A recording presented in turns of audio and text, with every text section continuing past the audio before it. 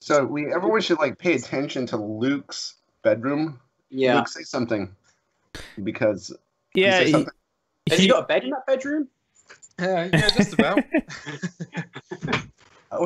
It's like one of those things. Like, Luke, there's something I need to tell you right now. Mm-hmm. When a girl walks into your bedroom for the first time, she's looking for reasons to leave. I don't know. I haven't found it to be a particularly big problem. Although none of them have stayed for prolonged periods, so... That sounds ideal. Oh, well. As long as they stay long enough. It's ideal depending on the kind of girl you're looking for, I guess. So yeah, perfect timing. The chat will go crazy right now. We start the stream and we are talking about Luke's bedroom. That's fantastic. Okay, so let's see. Hey Jet, we are live now. Is everything running fine? Sound is okay? I hope so. Just give us some pings and then we can start the show today. I hope Henrik is watching right now. We got to give a shout out to Henrik for he's drinking with us. Henrik, this is for you, bud. So we will see. Steve. Yeah. Okay. Grinder, we know that the sound is on. That's on purpose. So we have someone from Spain, Eric. We have guys from Germany, South Africa. Yeah, hey, Ireland. How's it, China? All over the world. So Nikolai is also here. Nikolai is from Germany. Good Tag, yeah. Is that good night, or is that you say hello, good evening? Is guten Tagen? Guten Abend. Guten Abend. Yeah. Guten Abend. Yeah. When Luke talks, you'll see the bedroom. Don't worry. Yeah. Let me just talk some random stuff so you can see my bedroom. You want to see my bedroom now? Happy? It should be like you know. You got to wait for the right one, Luke. The one who walks into your bedroom and says, "Is that an octave quad right back there?" Yeah, none of them have done that. That's for certain. If that happens, then keep her. Definitely keep her. Yeah. Okay, guys. I think we are ready. Everything is fine. Chat is happy. And Steve, time for your introduction. Hey, everybody. Welcome to Wing Talk. This is a special show today because this is our second anniversary.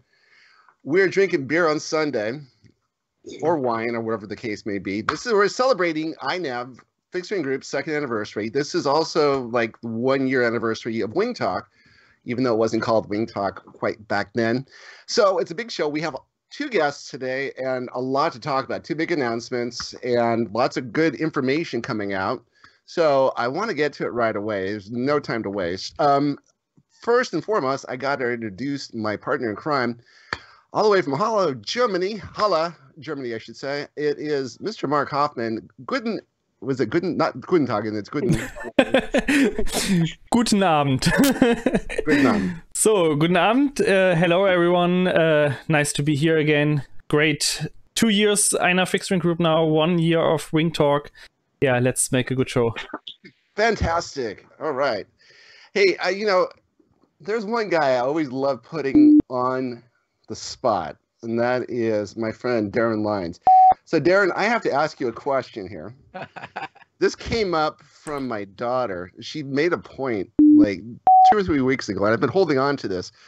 In the United States, what happens when you have kids, you don't really want to work too hard making a lunch for them, so you make something called a peanut butter and jelly sandwich.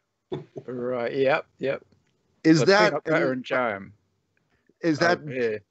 Peanut butter and jam, right? Is that something my daughter said that's not very popular in the UK? I wouldn't have a clue. I've not got kids. That's why I've got all the toys. Have you grown up with? Did you have that as a kid? Peanut butter and jelly sandwiches. That's a staple. I think we have. No. Okay. No. Doesn't happen. Okay. But I'd just like to say I'm on water because I've got work tomorrow, but it is in a wife beater glass, so I'm joining the party. I thought you weren't working tomorrow. No, I've got work. Got work for 3 days next week. Okay, that sounds cool. Oh, you guys, a big announcement today. We're going to put that somewhere in the middle of the show, your big announcement. And it's something that I personally have been involved with, and I think it's brilliant. So I'm really excited to share that. One of the announcements we're going to get to right away. So I've got a couple. The one that I wanted to put out there right away is that this is how the evolution of Wing Talk is. Pretty much I say, hey guys, we should do a Wing Talk. So what happens is like I'm talking to Mark and Darren via a messenger and Facebook. And when they don't reply to me, that means the answer is no. And so, and then about a week later, I said, guys, we really should do a Wing Talk. And then Mark will go, okay.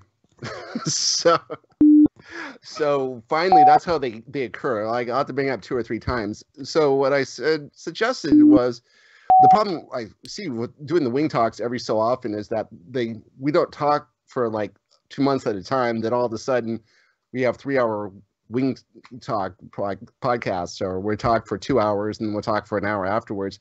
So I figured, why don't we just do it on a monthly basis? So every month on the 3rd Sunday, we're going to have a Wing Talk.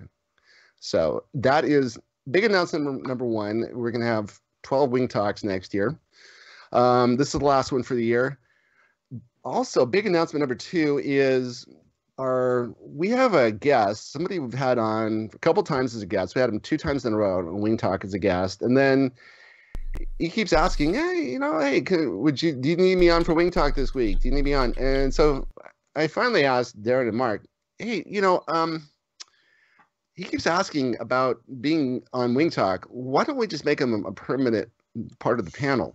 So they agreed, and so we've got consensus. This is your moment. The Queen is going to knight you if you go over to Buck House.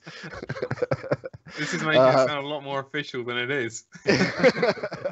Luke, welcome to the panel. He's a really interesting guy. He was a college student that ended up being so brilliant that the place he works for said, we need to keep you full time. So he plays with commercial drones and quads and all sorts of stuff. This guy is absolutely brilliant when it comes to electrical. He's going to be helping us with a project we'll be working on for next year as well. So Luke, welcome aboard. Yeah, well, thank you. Either you're going to have to let me come on every week, or you're going to have to pay me a retainer or something, so I don't go and join some other podcast, I guess. It's not weekly, it's a monthly podcast. Yeah. Fantastic. Okay, so we have a guest today. This is what we did was we put out a questionnaire.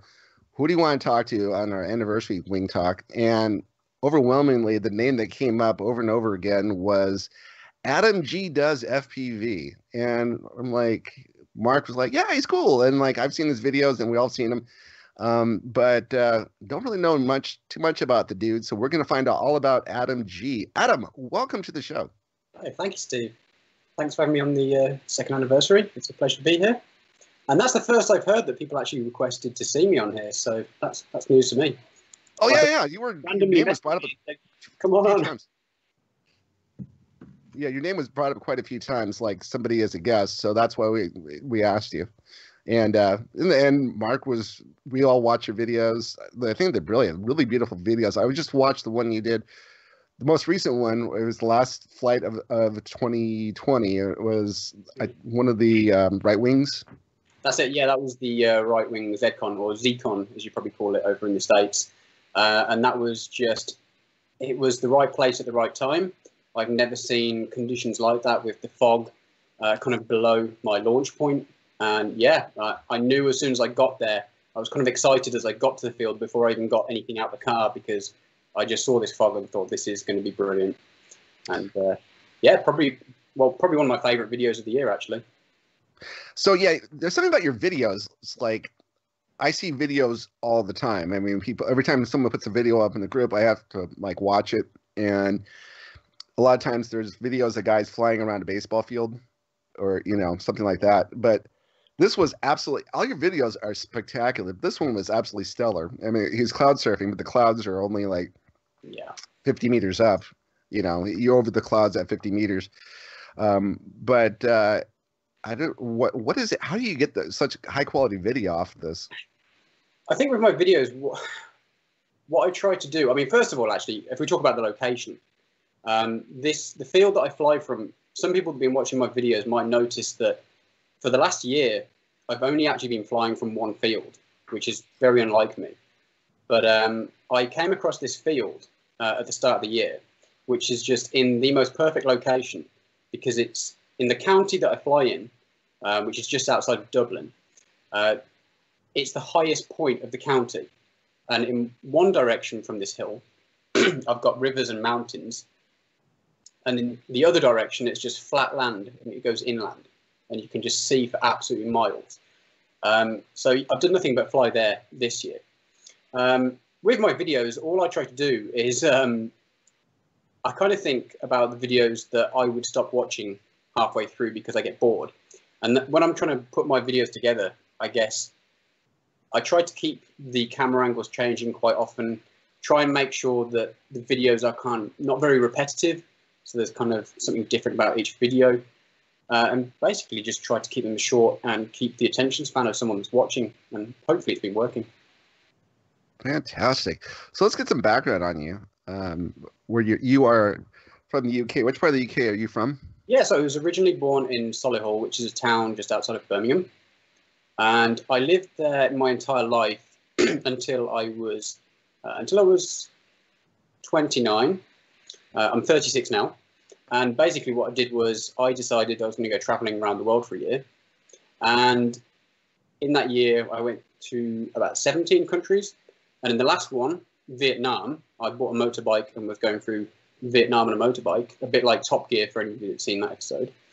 And I met an American girl. Sorry, my son's just bursting in here. You want to say hi? I didn't know he had a son. Okay, this is news. Yeah, I've got a son, so I'll come on to that. But basically, I was biking through Vietnam and I met an American girl. This is the last country I was visiting. And this American girl is now my wife. And we have 2 kids. So I have a 2.5-year-old son who just came running in there. And my sister grabbed her out of the room. And I have a 10-month-old daughter. So I'm pretty busy at the moment. It's amazing I actually find any time to do any building or flying FPV at all, to be honest with you. Okay, that's a good point. So first of all, American girl. Yeah, from Kansas City. From where? Kansas City. Kansas City, Kansas, or Missouri? Kansas City, Kansas. Yeah, Kansas City actually is a city that it's in 2 states. Yeah. So the river divides the 2 states, right? She's a Midwestern girl. I married a Midwestern girl myself. Congratulations, they're fabulous. Yeah, does she cook well? She's a good one. Oh, fantastic! That's great. So yeah, that was one of the questions I had for you. Was you look at his profile photos, pictures of his wife. His wife is absolutely stunning, gorgeous, like a model.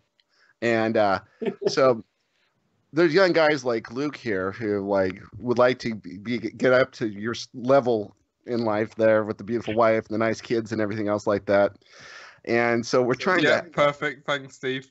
We got some young, impressionable dudes, and it's kind of like the problem we have with this hobby is if you're a guy, like Luke was 20, for example, so this is going back, and if you're a young dude, you're like, hey, listen, I need, you meet a girl, and she asks you what are your hobbies, and you're like, well, I'm, I cycle and I play Xbox a lot. And I'm into World of Warcraft, and the girls are like, okay. And I play bass for a backup tribute band I play bass for a Barry Manilow tribute band, and the girls are like, really? Oh my God, you're a musician. This is fantastic. But when you say that I fly quads or airplanes, I have a feeling that kind of turns the girls off. And so I was going to ask you about that, but you were like me. You snuck this in right after you got married, right? That's it, yeah. So before I moved to Ireland, so if I suppose I should go back a second and say I ended up in Ireland basically because, well, for logistics really, my wife couldn't work in the UK and I couldn't work in America. So Ireland was a middle ground. That's how we ended up there. Oh, lost you. You're still on. Sorry, I thought I'd frozen then. Sorry, what was the question? Oh, no question. Yeah, you're just talking about how your wife is in. Talking. How you ended up in Ireland? So yeah, I ended up with my wife, obviously, before I got into the hobby. And before that, my hobbies were actually, I was into motorsport, really. So I was into modified cars, and I used to race on track. So that was my hobby back then when I was single, which I don't think that one's all right when you chat to the women. But okay, so you're a poser. Listen, all right. Now I'm getting pissed off here. Here's the problem. You're a guy who's like, that's how you get the women. You're like, I'm racing really fast cars and motorbikes and things like that. And yeah, the women love that. And I asked Darren. Darren's the only other married guy here, and he was in a rock band. So I mean, basically, the moral of the story is you've got to meet your woman before you get into FPV. So we have absolutely no help for you young guys, other than you might want to hide the. So if we look at Luke's bedroom for a quick second here, we were pointing this out before the show started. Do I have to start talking again so they can see my bedroom? Yes. Look at that. This is the absolute. Yeah. Yeah, there's a lot of stuff. Yeah. So women don't want to see that. Yeah, Luke has to sleep on the floor because there's so many planes. Yeah. Well, no, because when I go to bed, I move all the planes from the bed to the floor, and then I reverse it around in the daytime. It's fine. My wife would not allow anything FPV in our bedroom at all. That would not be allowed. She's a good one. She's very supportive of my hobby, actually. But if there were planes in the bedroom, I think I'd be in trouble. Well, I was noticing she's supportive. There's videos of you building your planes on your kitchen table. Yes, that was when we first moved to Ireland. We lived in very central Dublin. We had an apartment share with someone else, so space was very limited. Since then, we've actually moved out of the city and we bought a house because we were having young kids and we needed our own space. So now I have my own little office. Now I did get kicked out of my big office because I had a second child. So I'm into a really very small room now, but I've made good use of the space. Oh yeah, so it's kind of the problem I have is like I work on stuff and then I work on something else, and next thing you know, it's like taking over the house, and I'm onto the kitchen table, and then the wife's screaming at me. So then I had to move it all out in the garage, clean it out again. Yeah. Especially so you have part of your background too is that you are a software engineer. So this is. Where did you get that from? Because I'm actually not a software project engineer. Manager. I should say. So I'm an IT project manager. So I work for actually a Norwegian company called Visma, and basically, without going too much detail, it's not that interesting. We're working on a project to bring all the cloud-based software to schools in Norway. Oh, cool! Fantastic. I do travel over to Oslo quite a lot, and that's what I'm working on, that project. All right. So when did you get into start flying RC planes? Did you start off with quads? Did you start in the planes? I started off with just the basic radio control plane. This was, I think it was about 8 years ago. My first ever plane was a Park Zone Spitfire, and it was good fun. I learned on the Sims first before I went and flew that at the park. It still survived to this day. It's up in my attic at the moment, so it still lives. And occasionally I think about getting it back out and putting some FPV gear on it, but I don't. And basically what happened is one day I was on YouTube, and that was when I came across FPV, just completely randomly. I think it was a suggested video on YouTube. And I saw this and I thought, God, that looks amazing. Imagine actually feeling like you're on the plane. But this was at the point where I knew I was going to go traveling for a year, and I was telling myself I'm not allowed to buy any new toys because I'm selling everything at the end of the year. And then I kind of forgot about it for a while. And then that's when I did the traveling, met my wife, came back to England. And then a few months later, I saw one of these videos again. And I was like, right, that's it. I need to give this a go. And my first plane, you might have already looked at my channel and seen, my first plane was that Skywalker 1900. Oh, jeez. That was a good plane. Yeah. It was, that was inspired by RC Test Flight, Daniel. Okay. Daniel, he does the solar-powered wings. Yeah, we need to get him on the podcast next. Oh yeah, that would be a good idea. Yeah. And I watched the ones of him and his girlfriend flying, the Skywalkers, and I think that's one of the videos. Ages ago. Yeah. Along with that, it was a guy called his username on YouTube is Andberg. He's a guy in Norway, and he flies in the Lofton Mountains, and yeah, he's got some amazing videos. And I think watching his videos was basically what made me finally decide I'm going to do this and I'm going to do it right, and I'm going to build a real high-spec plane straight off the bat.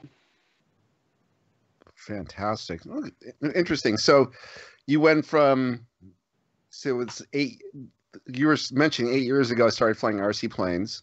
Then you went to FPV. How long ago was that? That was my first FPV flight was 2015, so we're talking nearly 6 years ago now. That's a pretty quick jump for going from first learning, because you learned line of sight, obviously. Yeah, I learned line of sight, and it's funny because my line of sight is actually pretty bad right now because I didn't do it for so long. So yeah, I'm not the best line of sight pilot at all. I can just about save myself, if I need to, and something goes wrong, I can save myself with line of sight, but I'm not that brilliant at it overall, so I mostly avoid that, to be honest with you. Robert is just writing in the chat, your Skyhunter, I think he refers to your video. Your Skyhunter video is the reason I got into long range, Adam. Yeah, it's amazing how many people have said to me, watching my Skyhunter videos, maybe my Skyhunter is the one that I get the most comments like that, saying that they got into FPV because of my Skyhunter videos, which, I really appreciate that feedback. That's to inspire someone else to get into the hobby, I always say is my favorite kind of feedback. If someone else wants to have a go at FPV because of seeing my videos, that's just, I can't get any better feedback than that, to be honest with you. So thank you. Darren.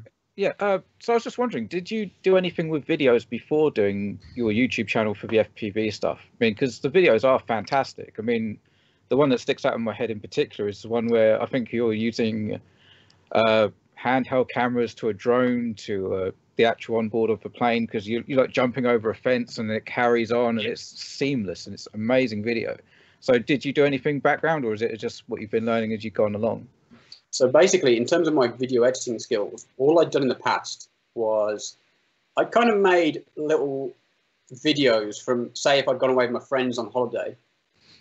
I always you come back from a holiday with tons of videos, tons of photos, and it's kind of hard to look through it all.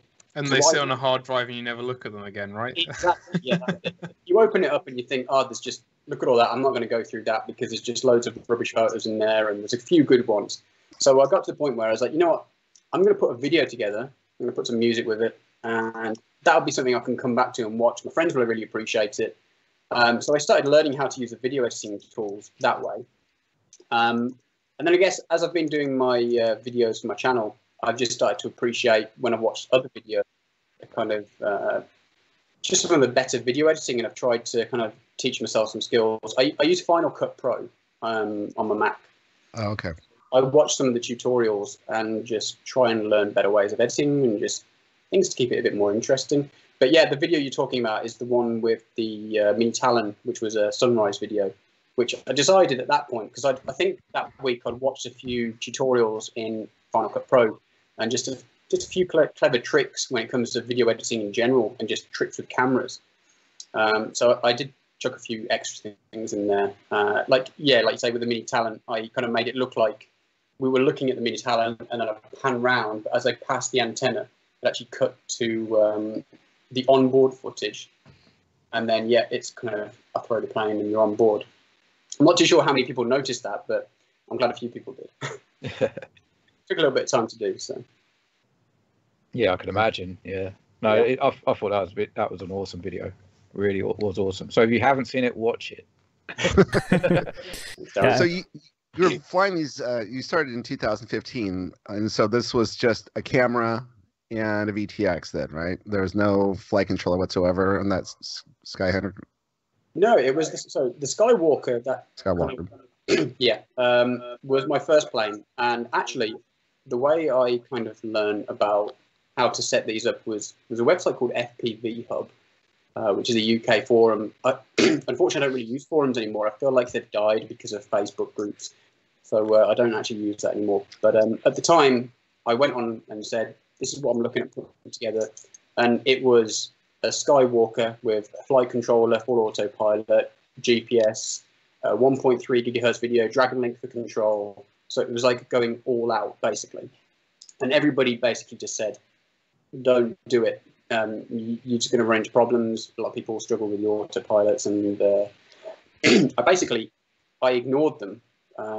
And it turned out all right. You know, I didn't crash it. It survived. And I had plenty of great flights with that Skywalker. So, yeah, I kind of jumped straight in.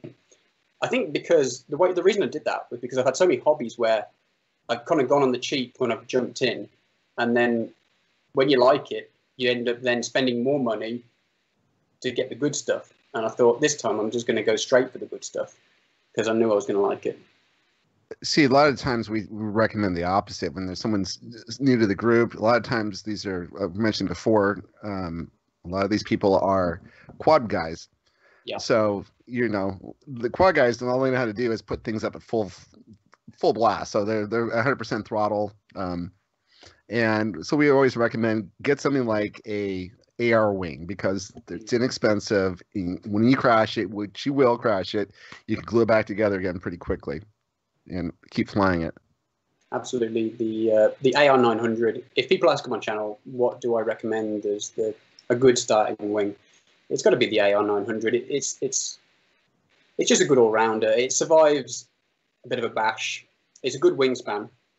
Now, one of my things so when people ask me for advice of what's a good plane to buy as a first one, I actually end up giving advice as to what not to buy sometimes because for me, I think the problem some people make when they try and start in this hobby is they feel like a small wingspan plane will be the easy option and it'll be easier to fly.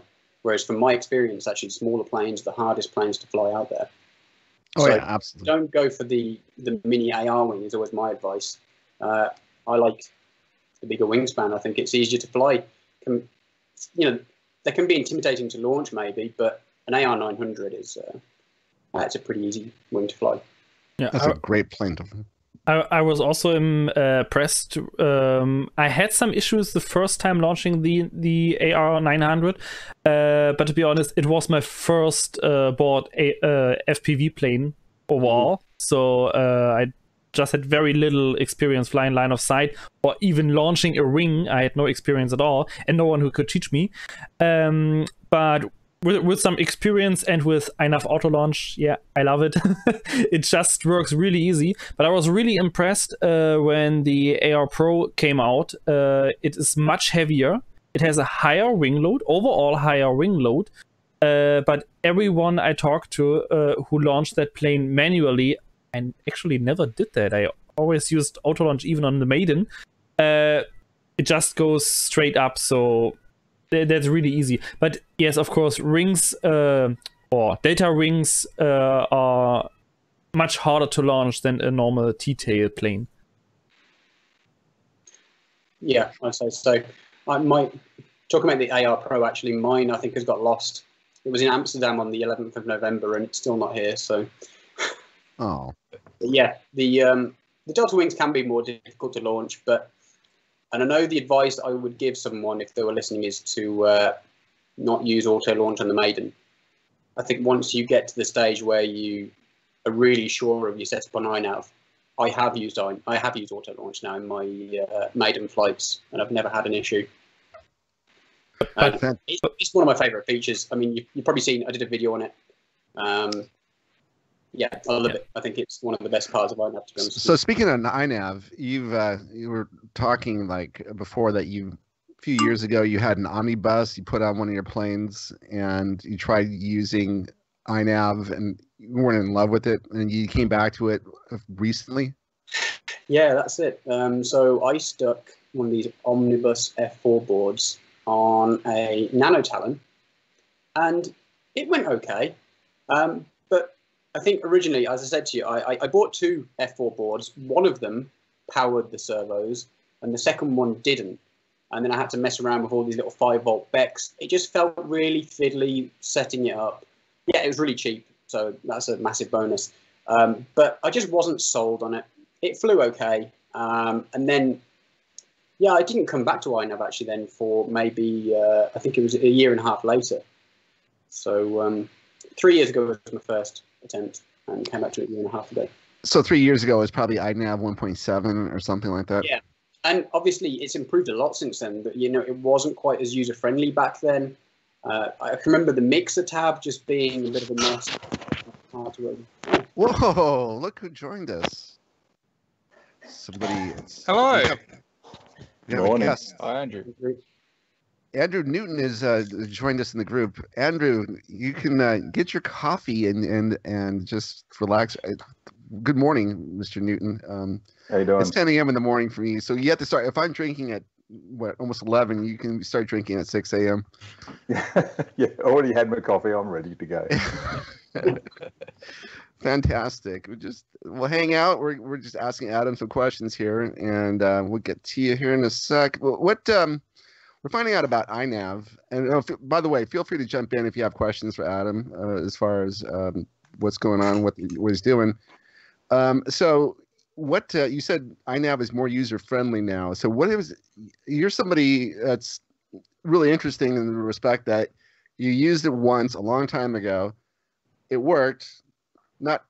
You weren't sold on it, and then you came back again recently, and then what are you using now? Why is it so much different? What has improved? I think obviously the GUI was improved massively. I really like the fact that when you go into the mix tab, you've got the presets. I can't remember exactly what it was about that tab now, but I can remember going into it as being, you had to really think about what you were doing to set up the servos. Whereas now it just feels really easy. Go in, you can choose your preset for your phone. Oh, what's going to do? What is this? I have no idea. Oh, wow. Sorry, am I messing with it? I'll leave it alone. Is this what they're seeing on the stream? Mark, what are we doing? It looks like we're outside. Some steps. Mark, I guess, is I have... us... Yeah. Okay, well, I'll carry on anyway. I'm not sure who messes with the view here now. Someone messed with the viewers. This is insane. I was trying a different view. So we look like we're spectators. Yeah, everything's good. In the stream. It's good. Just ignore that. Okay. The reason why we're laughing, I should explain, is because what we see, we switched from having 4 screens where I could see or 5 or 6 screens where we could see everybody, to now 1 screen where it looks like we're all sitting outside in a forest with a little amphitheater. And so yeah, we'll get used to this. As long as there's people at home aren't seeing this, that's fine. It's bizarre looking. I have no idea why that switched. I did nothing, so That was me. Ah, okay. I thought it was only my view I was switching. Oh, cool. Can you turn it off? This is really freaking me out. I have turned it off. I'll get out and come back in. Oh, good. Oh, good. It's fine. Everything is fine now. Okay. So we can continue. Sorry about that, Adam. no problem. No problem. That's when we do a live show. Stuff like this happens. I mean, there was we had this show a couple times back where we were saying really brilliant things, and it was like, wow, this is fantastic. I'm glad we're getting this. And Mark's like, people are writing in, we can't hear you. So we had to stop and start over again. So yeah, that's what happens when live things happen.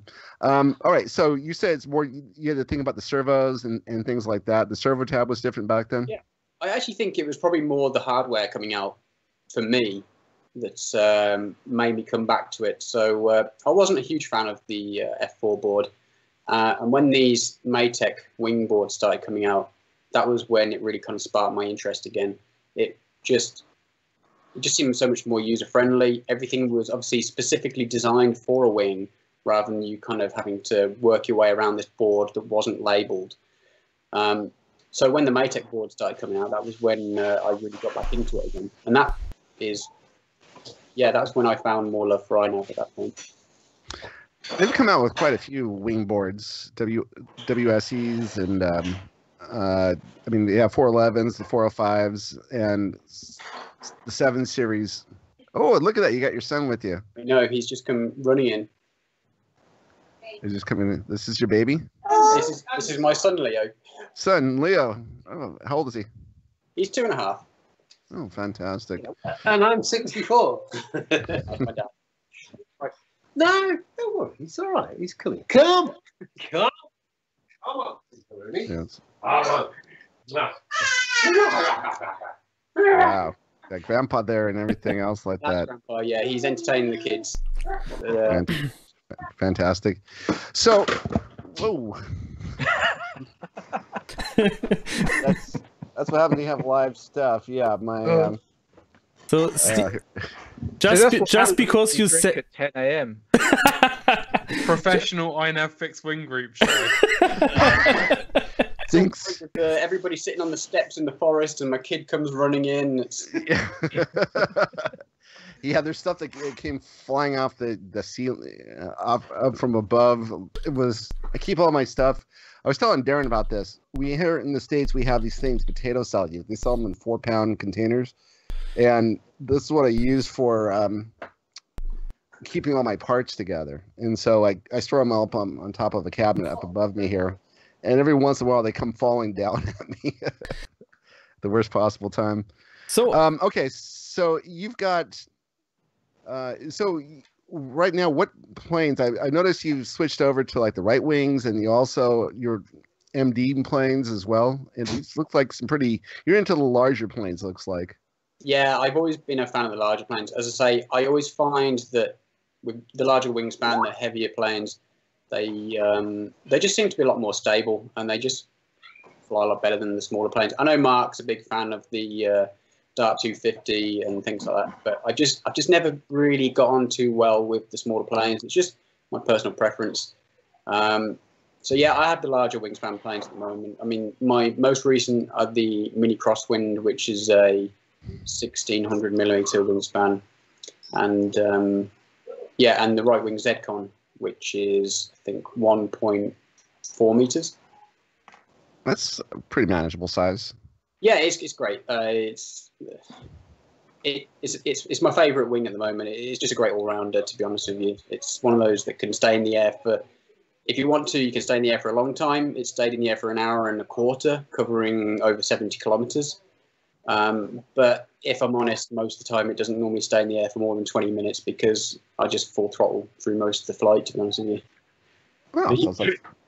You might have seen through some of it. Even the Mini Crosswind, which is obviously designed to be a long-range cruiser, most of the time I just go full throttle the whole flight, and it's still in the air what feels like forever. That Mini Crosswind can stay in the air for, I reckon, a couple of hours on the setup I've got. Jeez. But I never will, because I never get enough time away from the kids to be able to do that. So Luke, you have a question? I don't have a question. No, it's not Darren, it's me. So okay. now that we have Andrew in the show live the first time, we talked to him in the past already with a big 2-part video podcast. You can watch that in the playlist too. Andrew, I've watched a lot of your latest videos, and what I've seen is you have switched to the dark side of FPV now. Pavel's fault. He talked me into it. Well, not really. He just with the his videos talking about his long range Perks 7 quad, and with INAV just caught my interest basically. And I've never been interested in quads before. Although I've got a Mavic Mini and I've done a few reviews on those horrible little GPS drones. But yeah. I was just interested in what Pavel was saying, and he basically sold it to me, sold the idea to me. So I bought one of his Perk 7s, put it together, and just been mucking around with it. Yeah. So no, I wouldn't say I'll swap to the dark side. I'm just looking over the fence.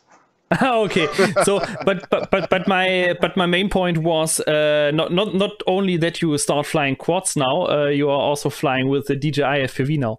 Oh right, that's a real dark side of FPV. Yeah, that's right. Yes, yeah, that's just incredible. Yeah, In fact, I've just been putting together another little air unit there. Yeah, it's mind-blowing. Absolutely love it.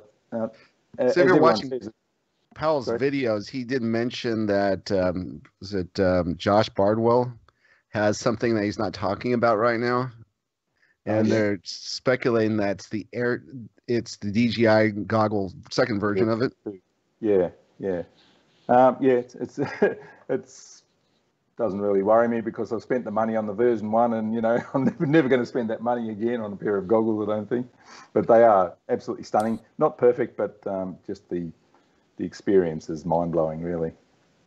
So those are OLED goggles that are they're HD, so they do 1920 by 1080. The DJI goggles, yes. Are they OLED? I don't know about the nitty-gritty of them. They're just a spectacular big 70-degree view or whatever it is. I don't know the specs. It's just stunning. Yeah, the displays I think have a resolution of 1920 by 1200 or 1400. Some strange 4:3 resolution. To allow you to change the size of your viewing angle, your field of view, without losing the resolution, because the FPV feed itself, it's only 720p. So you can shrink down the video feed without sacrificing any resolution.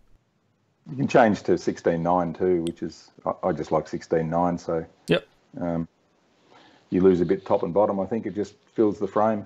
Yeah. But it is. Yep. It is just a stunning cinematic experience. It's not an experience you can share with anyone else, unfortunately. That's the downside. I haven't taken it to the field and flown and shown it to my friends because I'd have to take the goggles off and give them to them to have a look at it. You can't sort of go for a ride on someone else's feed, really. None of my friends are going to buy them anyway, I don't think. So it's kind of a solitary but amazing experience. Yeah, so that's why I'm still watching how the Fat Shark Bite system, or Shark Bite now, the Shark Bite system develops, just because it can be used as an analog system, but with the resolution of digital. Let's hope the cameras will get better, because right now they are a little bit low standard. What is available right now. Yeah. So my 2 cents on this is that over the years, I spent so much money on state-of-the-art computer equipment that I've been burned so many times with things that, you wait a year, all of a sudden they're like 80% cheaper.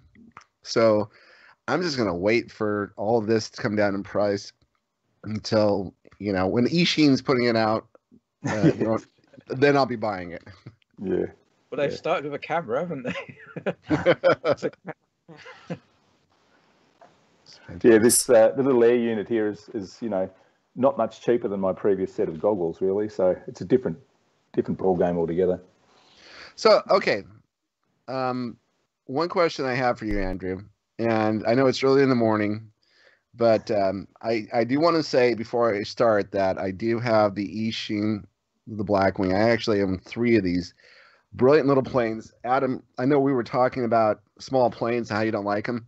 This is actually one of the few small planes that it's just like unbelievable. When you get this thing dialed in, it looks like something out of science fiction when you're flying. You can fly, parameter in a park, and it is just really very stable and a great plane. One of the most underrated planes, I think, out there.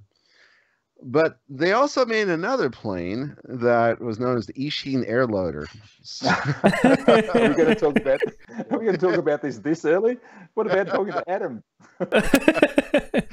Okay, I'm going to hold off on that one, but think about that one. We're going to get back to the Eacheen Air Loader and what happened. I want to find out what happened to it and all the good stuff. It's so fantastic. So, Adam, we are looking at now, when you look at doing somebody who's new, I don't know if you've flown quads at all, because we get a lot of guys coming here from the quad side. Have experience flying quads? Yeah, I've got a couple of quads. I don't really fly them very often. I've got 2 kind of freestyle quads, and I haven't flown them for probably 2 years now. They just sit there on the shelf, to be honest with you. I'm just so into the fixed wing that they just don't really get a look in these. Okay. But we got a lot of guys who come in from into INAV, and so the plane you recommend is the AR-900 as well? I think it's a great starting wing, to be honest with you. Yeah, I think you can't go wrong with it. It's, as I said, it can take a good bash, and it's fairly easy to work with. Have you worked with any of the slower planes, like the Bixler line of planes as well? No, I actually haven't. The only plane that I've worked with that's kind of similar to the Bixler really is the Skywalker 1900, which is obviously a fair bit bigger. But yeah, I don't tend to fly those really kind of slow, easy flies anymore. I like to get about a bit quicker. See, if you're flying MD in the right wing, then I'm surprised you're not flying. There's a Chinese outfit that doesn't really get a lot of attention because they don't have a lot of great distribution. You have to buy from them right off their website, and that is they're called Fin Wing, Finwing. Yeah. And they're out of China. They're known for, they have a couple larger birds that are like 1900 millimeters, just under 2000 millimeters. But they're Bixler style planes with the, so like the Sabre, for example, I believe is 1900 millimeter. It has, like the Bixler, it has the center fuselage pusher prop on it.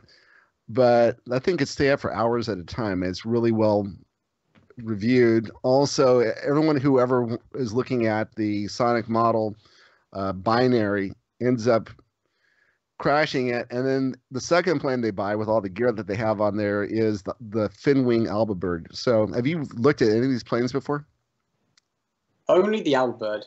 The Albabird is the one that seems to get the most attention from any of those, to be honest. I don't even know what the other ones are. But the Albabird, yes, I've heard of.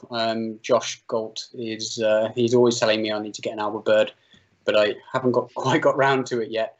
I think it could be a future purchase, but it's just not really something that's caught my attention too much at the moment. There's a nice review by a guy named Andrew Newton about the Albabird as well. Yeah. I think a nice review by Andrew Newton on every plane that exists, isn't there? So yeah, there's we were talking about video before you got here, Andrew. One of the things that brought up is, I guess Adam takes a video and he takes it into Final Cut Pro and he massages it to death. And one of the things we had on our first anniversary, we had Andrew on, and one of the questions I came up with or found out about that time was that Andrew was able to put together a video. I guess the big thing is his video editing skills are he can actually do a video and build a plane simultaneously and get the plane in the air while the glue is still drying and fly it around for a while and get the video. So that's kind of a different style of video editing. Is that a question for me? Yeah.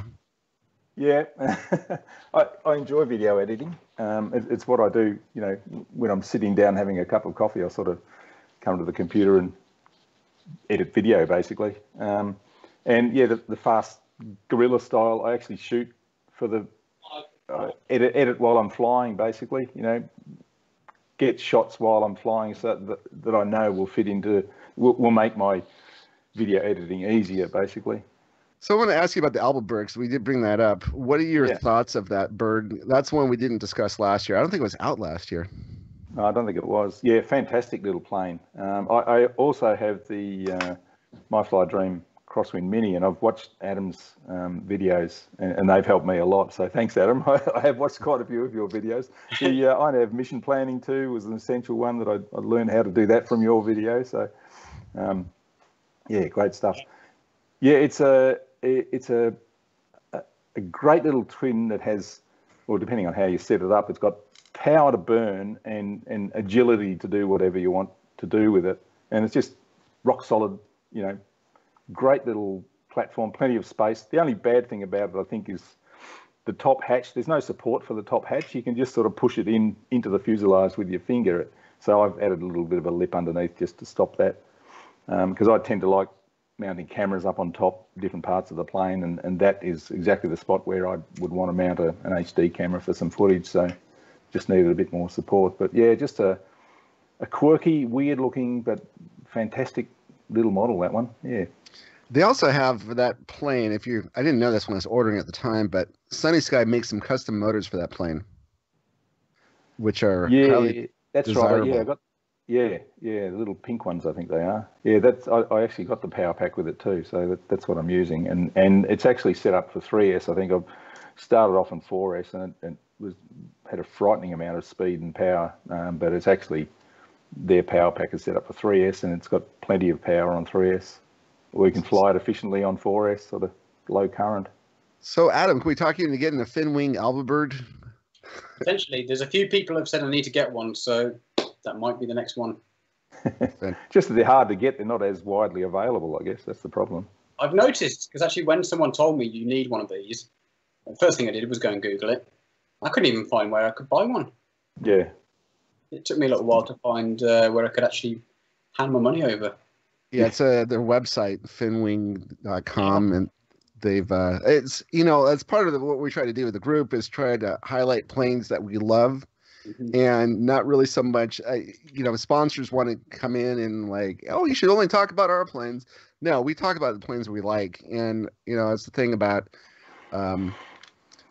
what we're trying to do is highlight the planes that that people might really appreciate. So that's kind of like a good intermediate kind of plane where you're beyond your AR wing, you're beyond your Bixlers. You want something a little bit more before you get into the cross wing arrows and all the MD planes and the right wings, especially. When you're in the right wings, you're into some pretty big, heavy planes that are very power hungry.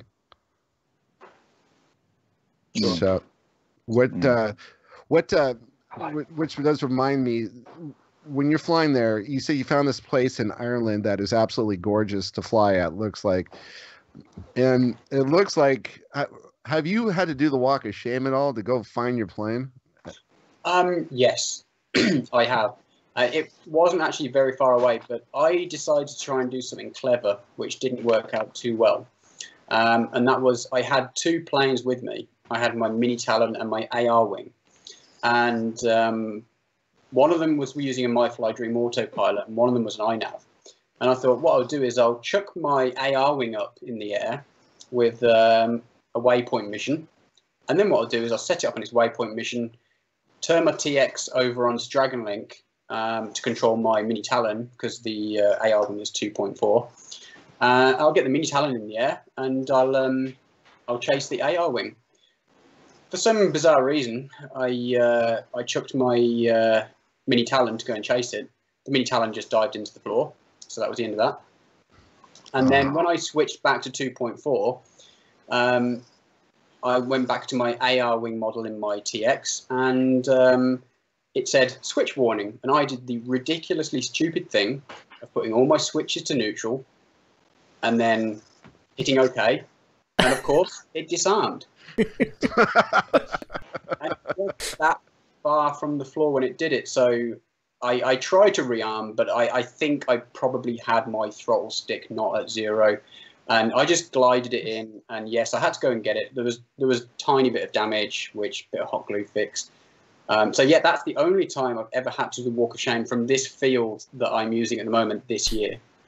Exactly the same happened to me once back in the days when I used my FlySky radio.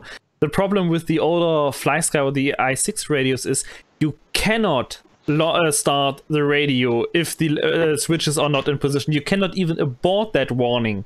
So you have to be really quick to disarm and instantly arm again. Yeah. And then if you are fast enough, then it will send the armed status of the plane or of the channel to the plane, and it will work. But yeah, that caused a crash for me too once in the day. Are you still using that radio? The FlySky? Not anymore, but I still have it as a backup. Yeah, I have a lot of receivers for them.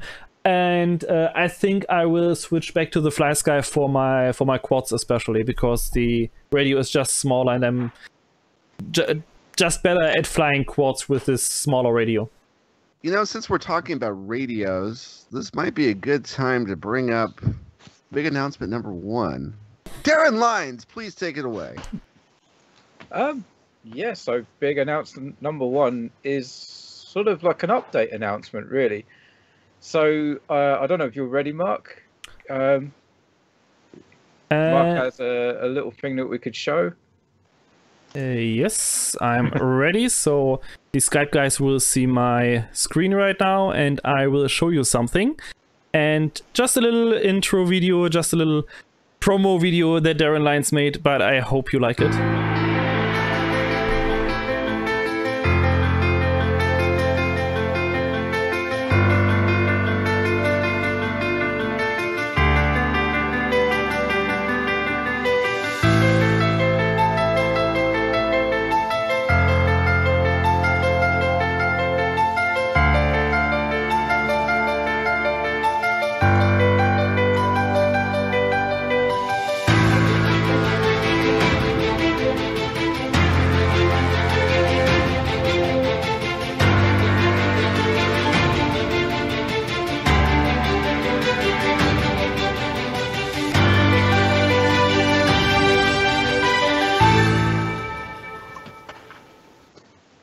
Yes, so I probably should have talked over that. I didn't realize there wouldn't be any sound. There was sound. I didn't share the sound for you. Right, so the sound's on YouTube. That's cool. Yeah. Yeah, so the OpenTX model version 2. So the original model went down pretty well. I mean, Steve posted quite a lot in the group, and he's been flying it for a long time. And then a few months ago, we brought out the Pro model. And some of the feedback we got was that the switches are in a pretty different place, and there's some things on there that are really nice, but the standard model hasn't got. So what we've done is we've updated the standard model to have some of the features that are on the Pro model, and we've also rearranged the switch layout so that it's easier to upgrade to the Pro model in the future. I don't know. I mean, Steve's been flying it for a little bit, so I don't know if you want to talk to it, and I'll switch my cameras over and I can actually go over the model on the radio. Yeah, that'd be great. Is there any way also you can turn this off? This is... I love the forest that we're in right now, but... you can turn it off by going to the top middle of Skype, and it should say together mode if you switch to large grid or speaker view or grid view. Yeah, I don't see a forest. I just see everyone. I had to switch off it manually. That's why I'm doing that. Yeah, hit grid view. Oh, grid view. Okay. All right, grid view. Oh, thank you. So you've been in the forest all that time? Yes, I have as well. Sorry about that. Jeez. Yeah. But it's interesting. Usually that shouldn't switch for everyone, so it only switches your view, but somehow all Skype sessions have switched at the same time. All right. So first of all, this is absolutely brilliant. I'm a guy who has used the INAV. We're looking at his screen, right? Live right now. It's not on me.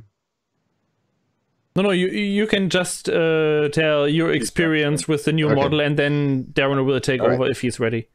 So long story short, about a year and a half ago, I said, Mark, we need to get an OpenTX version of where we have all the switches set up for everybody. And Mark said, I'm flying with FlySky, so I don't really care too much about it. And it was a true story. And I said, well, okay, but there are people who fly with OpenTX. Why don't we talk about doing something together? How will we lay this out? And Mark puts up this diagram. He said, this is how you set up a radio. And it took us about 2 months to debate that. We had to go back and forth.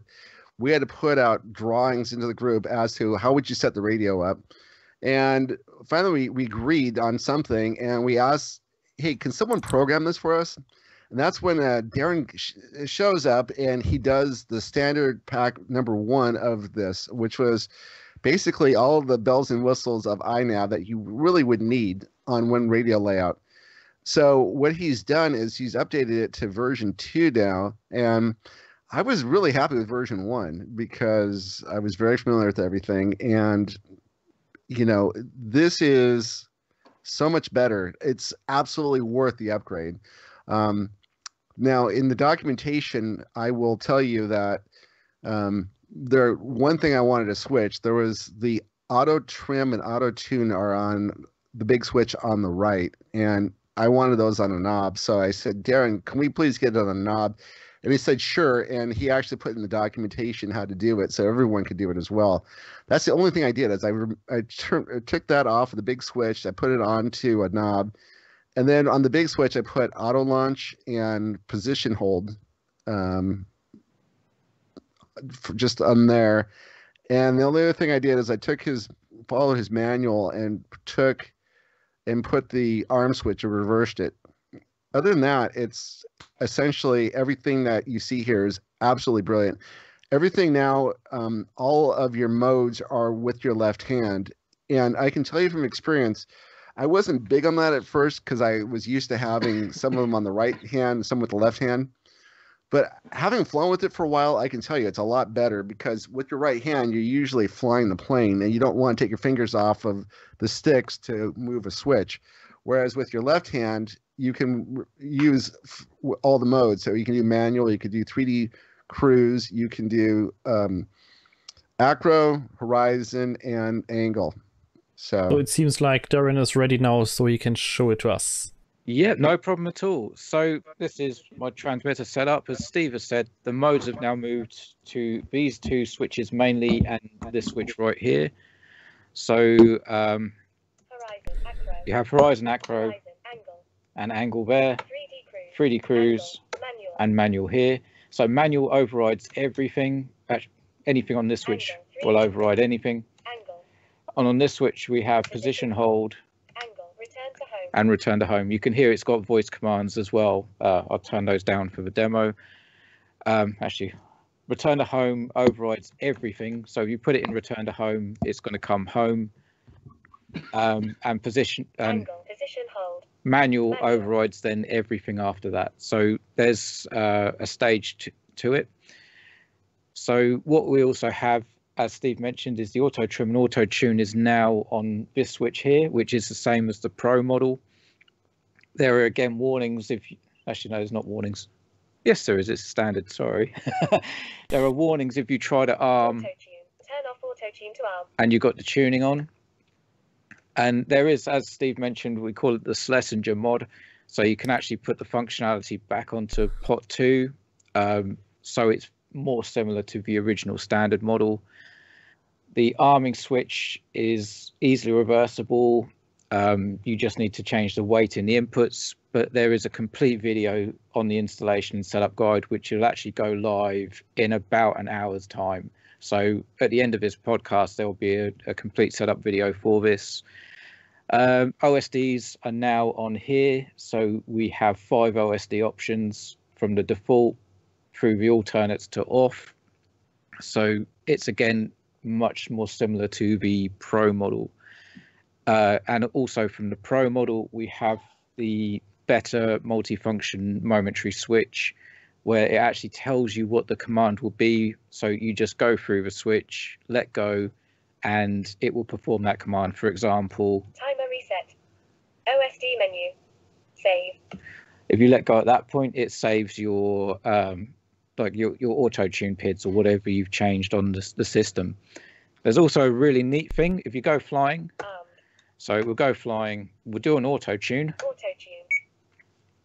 There's a beep every 5 seconds when you're doing the auto tune, just to remind that you're in it. And then if we land, disarmed. Don't forget to save. It reminds you don't forget to save the new PIDs, otherwise when you disconnect the battery, it will lose them. But that's basically an overview. As I say, there's a video coming out soon that's got everything in it. And the save is also, if you hold the momentary switch down long enough, you can, I noticed it goes from timer reset to OSD and then into save. So I guess save is one of the features. Yeah, the save when you go flying and you do an auto tune is just a reminder. It doesn't actually save at that point. It's just saying don't forget to save. But you would then need to save it with the momentary switch, or you could use the stick commands or go into the OSD menu. in the regular ways. But it's just a reminder that if you've done a tune in flight, maybe you're flying, I don't know, a mini crosswind, and you're up there for an hour and a half, and you've done an auto tune at the beginning. When you land, it's just a reminder to say, yeah, you've been doing the tuning. Don't forget to save it, otherwise you'll lose your new PIDs. Yep. Guess who flew yesterday, did an auto tune, and did not save? Every 5 seconds, the thing is beeping at you. So how can you forget to do that? The one thing I will say though that I really like about it, a selling point that you can't underestimate is that the 5 OSD screens that you have, one of them is off, and this is really the first time I've ever flown FPV where I've actually turned the OSD off and flown just for the pure sake of flying around with just a wide open screen. It's absolutely brilliant. It's just great. If you want to be in the moment, you just turn off everything. But don't forget to check back every once in a while, make sure you're not flying too far away or losing your battery or anything else like that. But the 4 OSD screens, other than the off, are really great to work with. The first one is just your default one. So if you go into failsafe, that's the one you go to. Then you've got 3 other ones you can work with, and you set them up whichever way you like. This is just really a brilliant radio system. I mean, absolutely. I was perfectly happy with version 1, and I thought, like, there's no way you can top this.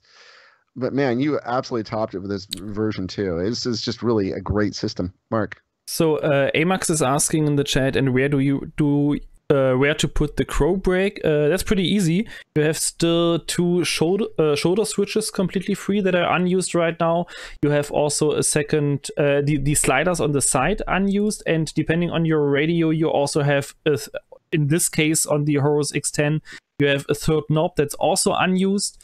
So you still have a lot of channels and switches available to use extra features. And also, if you're doing a proper glider setup, I'd move the throttle from here to here, so the crow brake would actually be there. If you're doing like a normal glider setup, that's where you'd have it. That tends to be your motor or even a switch, and then that's your crow brake. But yeah, I'd put crow brake on this slider right here. Works a treat. So Darren, I was going to ask you about this, and it's a good time to ask. When you have this model, you are using channels like 5, 6, 7, and 8, or 5, 6, 7? Yeah, so on this model, on the original, we used 3 channels. So we had the modes and arming on one channel, then the OSD and the auto-tune stuff. On this one, it's using 8. I've put the arming switch on its own channel with this model, just so that if you're on the bench, you can still change modes without having to arm. So it just makes things a little bit safer if you're working on the bench and you want to try switching different modes out. There was a question in the chat, will it work on QX7? Yep, this was actually designed on a QX7 because it has the fewest switches out of all the radios we wanted to support. So it will work on basically QX7 up as far as FreeSky goes. There's a version for Jumper TX16, TX12, T18, sorry, I'm getting confused, Radio Master TX16S, Jumper T12 up to T18, and basically any FreeSky radio from a QX7 up. It's all supported on there. It's on the website as well, the supported radios. Yeah, Mark? And speaking of other FreeSky radios, we have another surprise. Not even Steve knew about that. No, we have one more thing. So one more thing, the famous phrase, and I will show you another quick intro video about that. I hear sound this time.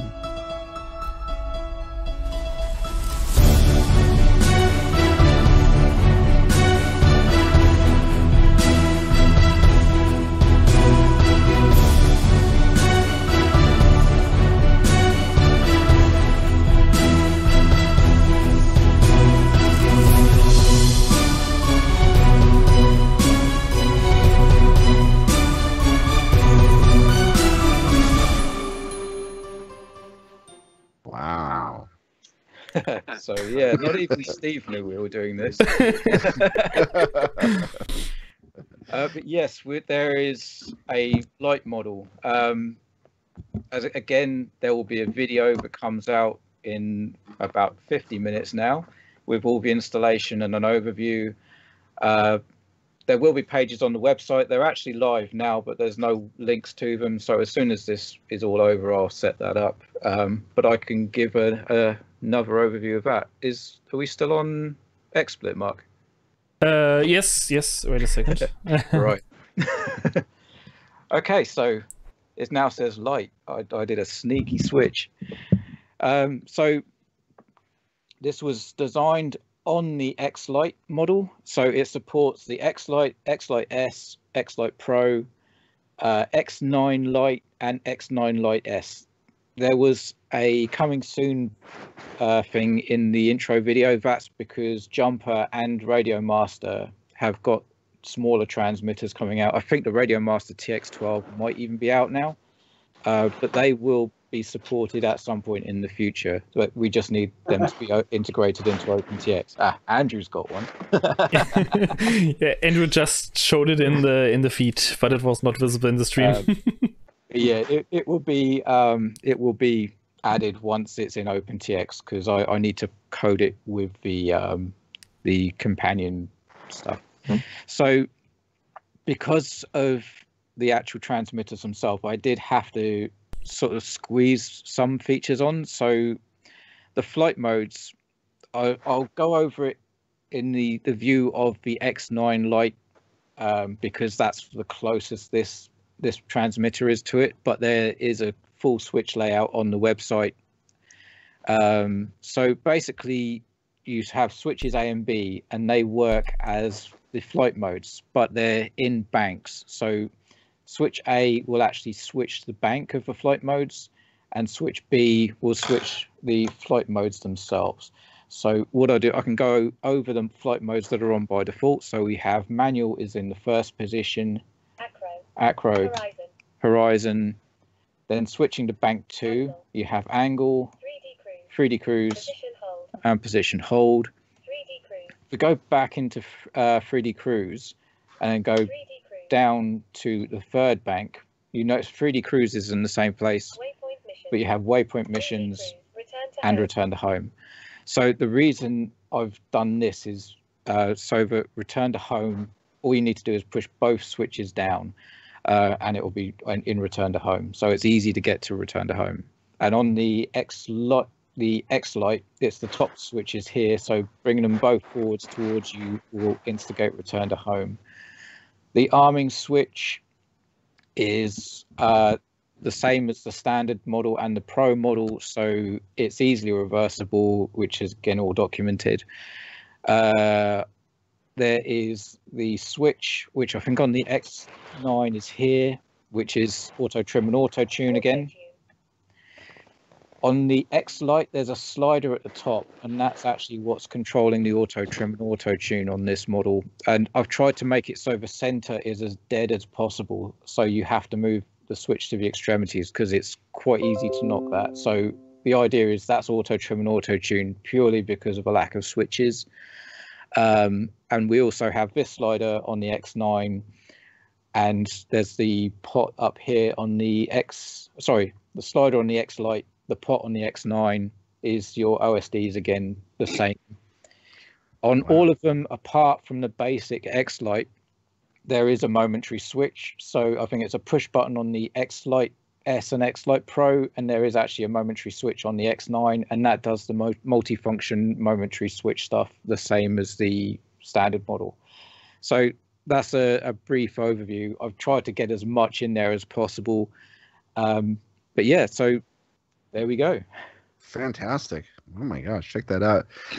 What so yeah, we have an OpenTX model radio group build for every radio system out there then, right? That's OpenTX?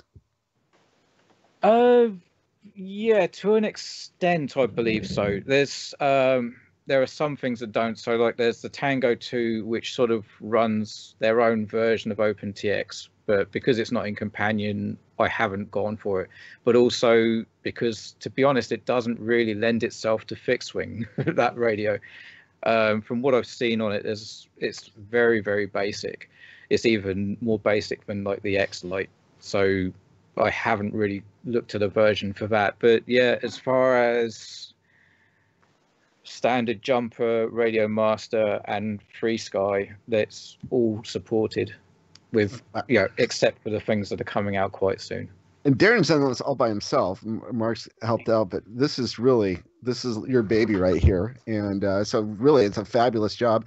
The one question I was trying to get to is that you said we're on channel 8 is for most of what we have, and arming switch is on 5.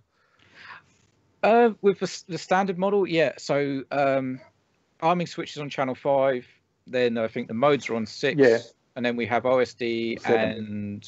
And the other stuff, the tuning on 7 and 8. So you still have channels 9, 10, 11, 12 at very least to put other things on. Right. So don't be afraid to use those channels, just because don't go in and try to change the channels that Darren's already set up. Those are off limits if you're going to use this, unless you know what you're doing as far as doing the coding, because they use logical switches, right?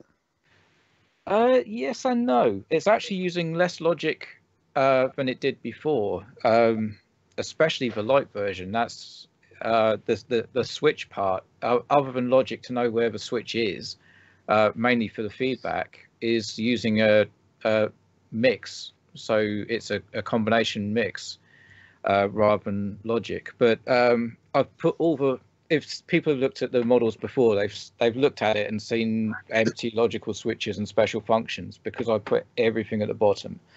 So if you want to put your own stuff in, just put it at the top and you won't interfere with what's there already. So there's plenty of scope to play with it still. Right. That's the point I was trying to get to, is people are saying, hey, I want to put on flaps. Can I do that? I want to put a switch on for a buzzer. Can I do that? Absolutely. You got plenty. You got space to kill. Marc, go ahead. Yeah, hi. Just let me interrupt you here. So I think the OpenTX model, that's a really fantastic thing. And as Darren said, we will put it on the website immediately after the Ring Talk. I just saw an interesting question in the chat from Robert. And this question is for Andrew and Adam. And he asks you both, what was your most memorable flight to date and which plane? So let's start with Adam here. Whew. There's been so many. Obviously, I don't post all of my flights. It's a funny one, because actually one of the most memorable, not just because it's the most recent, was the one over the fog, my most recent one. Just because it was something I've never seen before. I've never seen that kind of foggy conditions. And it kind of just really just felt like out of this world. And it's just something I've never seen and potentially might never see again. That was one of my most memorable flights. Yeah, sounds good. I have watched that video, I think, 3 or 4 times now. for obvious reasons. Stunning. So, and Andrew, what was your most memorable flight?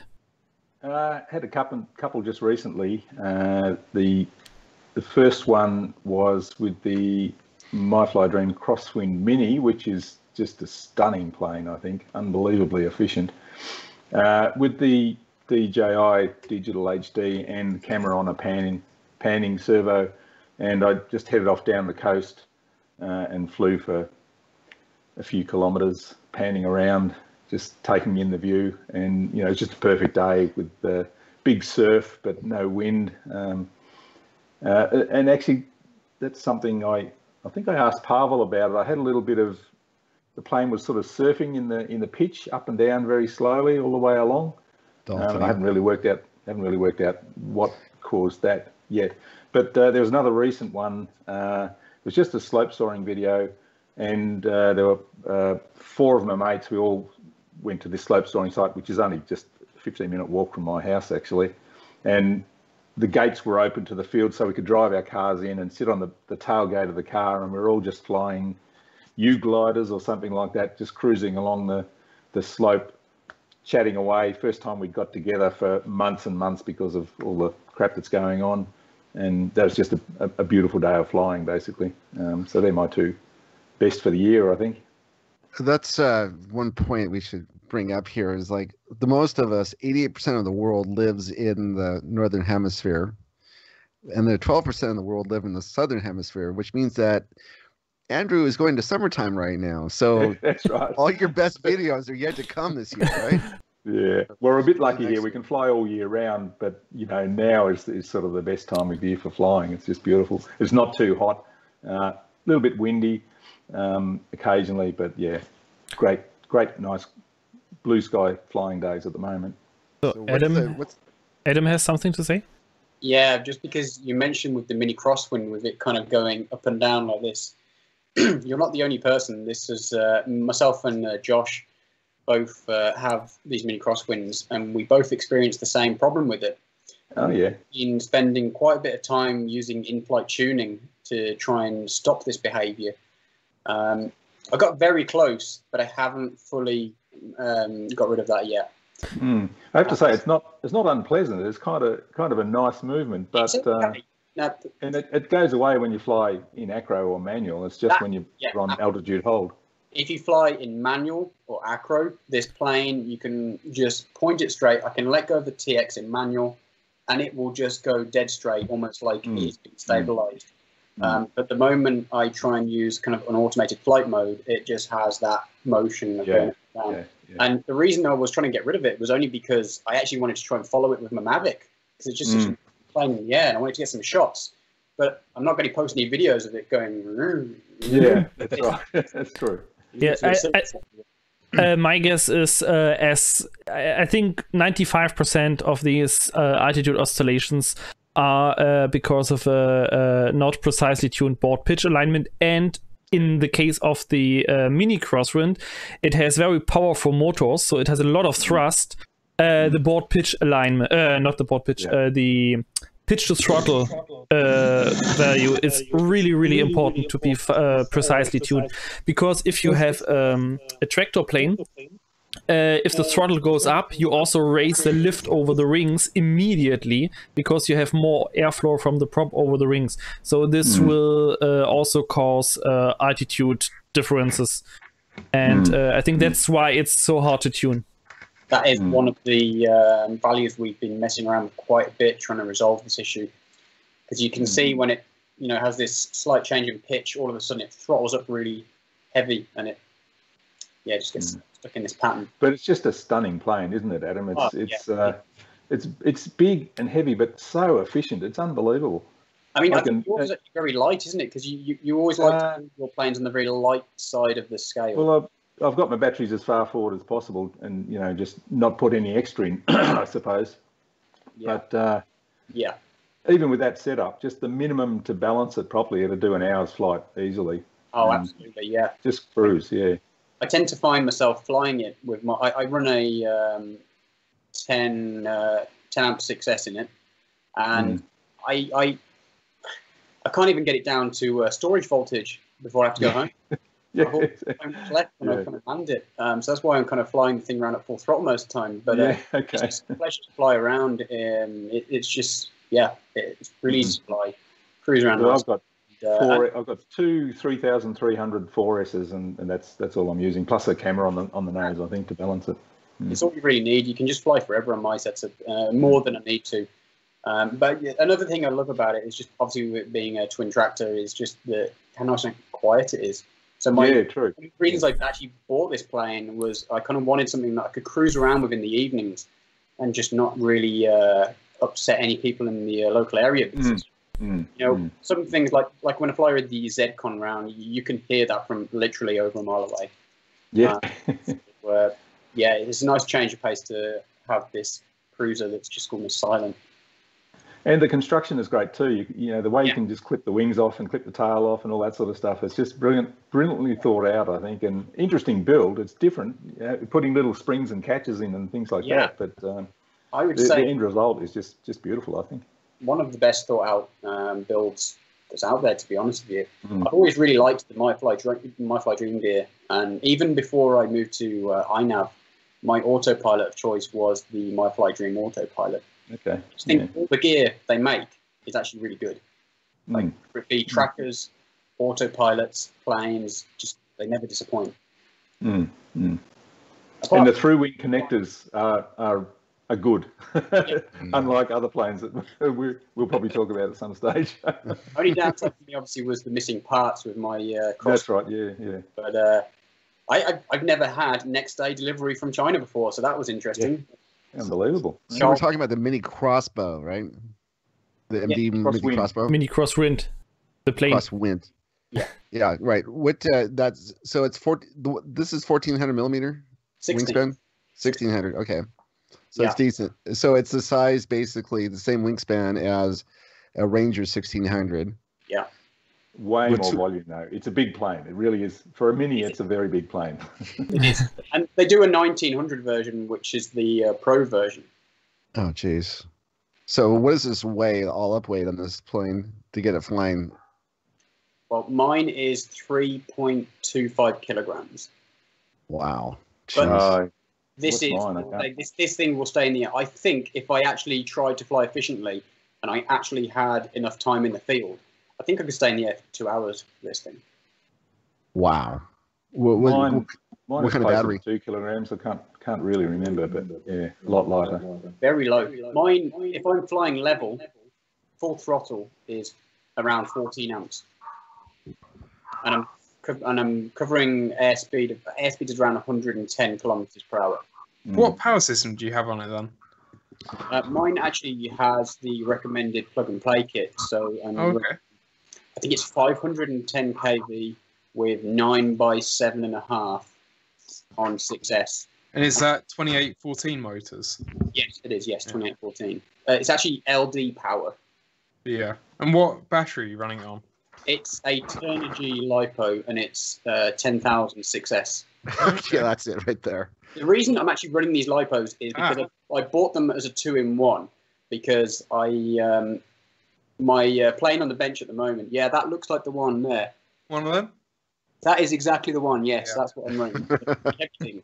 And this plane really is suited to lie on. It would be perfect for it because it's just such low amp draw. It's perfect for it. But I actually bought those LiPos because I'm currently building a big drac. And that's what's going to be going in. And I thought, well, these can be a 2-in-1. They'll go in the crosswind and the drac. Wow. Hell of a plane. All right, so that is the plane. That sounds like the plane to. Is that the plane of the year, you think, as far as like the best of what you've seen come out this year? It is for me, yeah, definitely.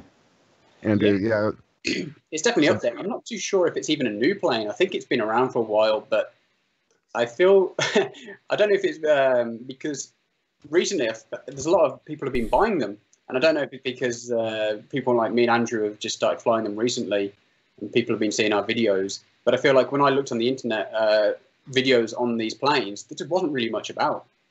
And I think it could be other. I mean, the worst thing about this plane for me is I've got one sat in the living room. I can't touch it for 5 days. But from my point of view, I'd gone flying. Well, I've seen the Albert. I went flying with Josh, and his was brilliant. But I was really put off by their website, so I didn't order the Albert because of the website. So I couldn't get all my address details on it, stuff like that. So that sort of put me off.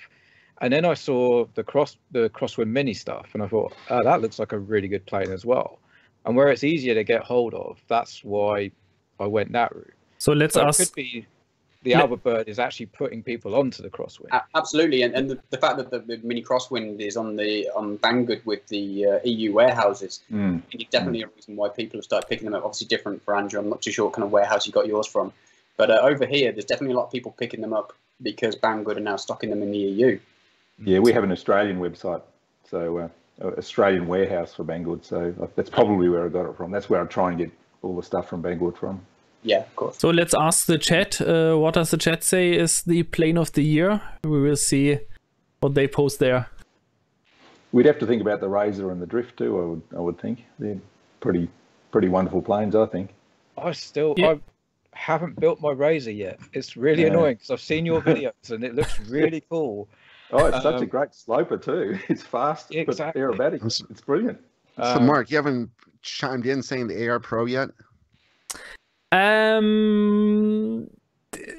Sometimes I feel myself like only advertising this plane the whole time, because yes, I really love it so much. It's a great cruiser, but I have right now too little flight time on it to really give a final judgment to say it's the plane of the year. So from my point of view, it's the Dart 250G, although it was released in December last year. And you've got to give a shout out to the Rafax as well. That looks like a stunning plane. Yeah, of course. The Rafax is still a great plane. I really hate that I didn't had much time to fly it, so I was just 3 times out flying it, maybe 5 or 6 packs. I replaced I did a motor upgrade on it with a beefy 2820 motor. Yes, 2820 and a 9.6-inch prop, and I really want to fly it, but I have to do that soon. So luckily, from Christmas to New Year, I have holidays, so let's hope there are some sunny days between the holidays and I can fly a bit more. It's like Norway. They fly on cold days, snow, whatever. They just keep going. The problem is we never have snow here anymore, but we have cloud cover completely from Friday to Sunday. Then Monday we have clear blue sky. Then Tuesday to Friday cloud. It's totally crazy. We had literally 3 weeks in a row completely cloud covered with just 2 sunny days. And that was during the week when I had to work. And after work, it's already dark. So, Adam, you have a question. I actually just talking about the plane of the year, I just wanted to mention before we kind of leave this section that although the Mini Crosswind is definitely one of my favourites, something completely different, which has been my favourite this year, which I've already mentioned, it was the right wing Z-Con. It's the best wing I've ever flown. And that's just because it's mini drac speeds, it's agile, can stay in the air forever, and it's just a brilliant. Okay, so now you bring this up, and I got to ask you about this. Now you're talking about right wings, you're talking about MD planes, you're talking. So we got a lot of guys coming in the group, right? And they come in, and we say, "Hey, bud, the first thing the no-brainer, get yourself an AR 900," and then from there, well, you really should try a traditional plane. So get a Bixler. Then when do you make the move up to these larger planes? Because when we get in these planes, you are flying the 6S 10 amp batteries, right? And these are things that are, it's very much it's a different flying experience. And this is a different level of, well, first of all, you have planes that are 3 kilos going into the air. If those things come down, they're going to do damage. And so you got to really know what you're doing when you get to this level. So when do you make the transition over to these larger planes? I'm not too sure if I have a good answer for that, but to be honest with you, when you come to the right wings, these bigger, heavier wings, for me, it's really if you're the kind of person that wants to put the time and effort into building them. Because when you pick up an AR wing, there's not really much for you to do. It kind of, especially if you buy the PMP, it comes out ready to go. Whereas these right wings are quite intense builds. You know, you take a bit of time doing them. I know Andrew recently built a mini drac, and I think he's been through it and understands that a right wing really is a proper kit. It's a builder's kit. You know, it doesn't come with instructions, and you'll find that everybody online has a different way of building them. So I think it just depends if you're comfortable with building one of these. And when it comes to flying these bigger, heavier 3 kilogram plus planes, I think it just really, when you think you're confident in your skills with using, if you're going to be using INAV, if you just think that, you know, you've had regular success, and that's when I'd consider moving up. The only thing that I don't like about flying the bigger, heavier planes, like the big drac and things like that, is the launching is obviously the thing that is more difficult. With INAV auto launch, obviously really helps you with that. And the Z-Con is my bigger, heavier wing, and that's so easy to fly with auto launch. I don't even consider that there's going to be any issues with the launch because I just throw it and it's up in the air every time, no problem. Fantastic. Well, what do you think? Say about that, Andrew? What do you think is like? When do you move into these bigger, heavier planes? Yeah, something Adam said. Then when you continued success, when the things you try work, and you're confident in your INAV builds, your launching technique, and you've got the right sort of field to fly it in too, because bigger planes need more space, and you know, as you said, if they come down, they're going to do damage. So you don't want to be flying in a tight park with humanity around you, or you know, roads or buildings or things like that. If the situation suits you, if you're confident, you're not crashing, you know how to build them properly. Yeah, so probably, you know, you destroy a couple of beginners' planes, then you'd get a decent plane that you're flying well and not crashing. Then you start thinking about some of these bigger things, I'd say. Interesting. Yeah, you bring up a good point. There's a lot of, we have the extremes here. We have these, you know, MD planes where you have the right wings, and then we have Mark on the other side who likes the Dart 250G. And so the point you brought up is like sometimes all you have, like if you live in the middle of Los Angeles, all you might have is one park to go fly at. And so, yeah, that's not the MD kind of park to go to. You probably want to get what Mark flies, the little 250Gs or the AR wings if you want to push it. Yeah, I mean, some of you might have seen my recent video for the SMO4K camera that I did in that big park. So it's a park here in the city. I would say the 1 meter class is the biggest plane I would actually fly there, because a little bit too far out to the forest, and then every turn will go over buildings, and I want to avoid that. Because there are a lot of people around, dog walkers, joggers, kids playing and whatever, and they accept me. A lot of them already know me. They are curious. They are looking, hey, talking to me. What are you doing there? Hey, that's cool. So they have no problem with me as long as nothing bad happens, of course. So I try not to make low passes over a group of people with dogs, for example. So I keep away from them. But yeah, the 1 meter class, like AR Ring Pro, AR Ring, Dart 250, everything that's smaller, that's no problem there. For bigger stuff, I really have to go outside of the city. Yeah, so what I find though is that just because it's bigger doesn't necessarily mean it's harder to fly. I mean, in most cases, it could even be easier. I mean, so far I've only flown my mini Jack once because the maiden didn't go too well, but that was my setup's fault. Basically, I burnt out the ESC because I was running a stupidly high kV motor, so it was completely my fault. But I had also video issues, so most of that flight I was in manual line of sight, and it flew absolutely beautifully. No issues with it at all, and it was really locked in. So you get these bigger planes, and they're not necessarily harder to fly. It is just, as Adam has said, you might have to build it a bit more. You may have to be more conscientious about where you fly it. And, you know, if you're doing stuff like long range, you have to think about potential issues you may have.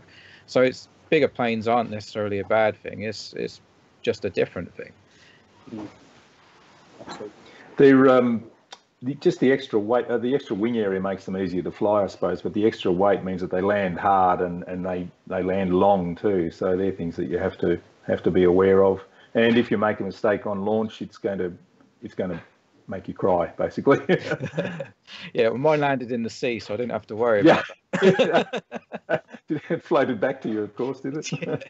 I think the launch is probably the most intimidating part of flying a big plane. Yeah. Because once they're up in the air, I find a bigger plane is just so much more enjoyable to fly. Heavier, bigger, more stable.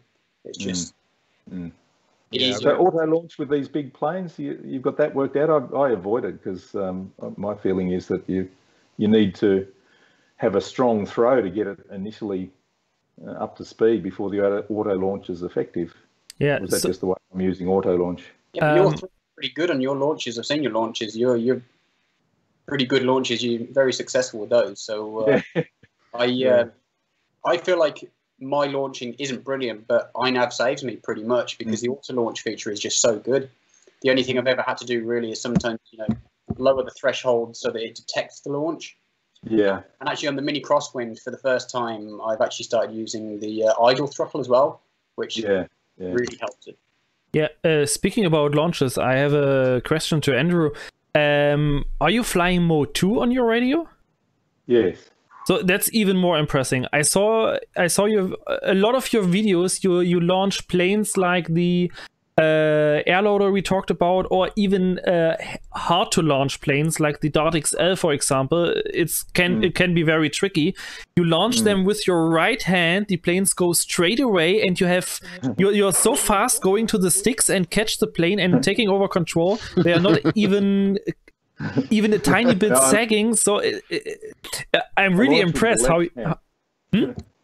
I launch with my left hand. Ah, okay. I've got my right hand on the throttle, and for some reason I've got a reasonable throw on my left hand, even though I'm right-handed. I think it's just through practice. I just kept throwing planes with my left hand, so that my thumb is on the elevator and aileron. Ah, okay. Put the throttle up with my mouth, did a decent throw with my left hand, which is difficult. But yeah, I've just kept doing it, so I've trained myself to do it. Okay. I'm the other way around, more like how Mark described, where I fly mode 2, but I throw with my right hand. I'm impressed that you can throw with your left hand. If I was to throw with my left hand, I'd probably just throw it straight into the floor, right? I'm sure I started off like that, but for some reason I'm able to launch with the left hand. Yeah, so does that come from the slope, maybe, Andrew? Because I've noticed on the slope, if you let go, because if the wind is quite turbulent, you need to be able to catch it. So I find I'm launching with my left hand, and that's mostly come from being on the slopes. Yeah, it could be. Yeah. Spend most of the time on the slope, so it's probably right. I did one time a left-hand launch, and that was the Maiden of the Drift, and everybody know how that Maiden went if you have seen the video, so it was hard to control. But yeah, for that reason, I mean, I mainly fly wings. They are pretty hard to launch, just one-handed, beside a wing toss, of course. But even in wing toss, I always tend to give them some kind of spin, and they stall on one wing and wing tip into the ground. And I had so many bad launches back then. So this is the reason why I even, when I'm alone at least, I even use auto launch for maidens, or although I always say everybody don't do it. But I found some settings, like just setting a very high idle throttle, so the motor already runs at 50% or 60 or 70%, so it's the same like throttling up first and then throwing. So that works for me, and the high RPM on the motor stabilizes the plane, especially on the yaw axis, so it doesn't spin around when you do a bad throw, and that works out for me every time. I mean, I messed around with the idle throttle after you suggested it. It might have been more than a year ago. I was trying to do the auto takeoff with my bush mule. Yeah. So I think you suggested you can put the idle throttle up so that the motors are spinning right from the start. Trouble was, the level I put it up to was enough to make the plane fly and take off and not get out of idle mode. It never switched into launch mode, so it just kept stably climbing and climbing. And I didn't think to turn off the launch mode, and I just saw this big bush mule sort of circling wider and wider. Eventually I turned the radio off and put it into return to home, and I got control again. But you can abort. Maybe that scared me off. Because as soon as you throttle up but not have thrown the plane yet, you cannot abort the auto launch with the roll and pitch. That's a good point. because I have just recently built up a flight test Bushwhacker as my experimental plane, just to play around with new INAV features, and I want to try that ground takeoff with that plane, auto ground takeoff. So that's a good point to mention that. Hey, speaking of interesting planes, Yeah. this is a good time to bring up that whole air loader thing. What Oh. a saga that was. Gosh. We avoided it for nearly 2 hours now. Oh, that was a ridiculous part of the year, wasn't it?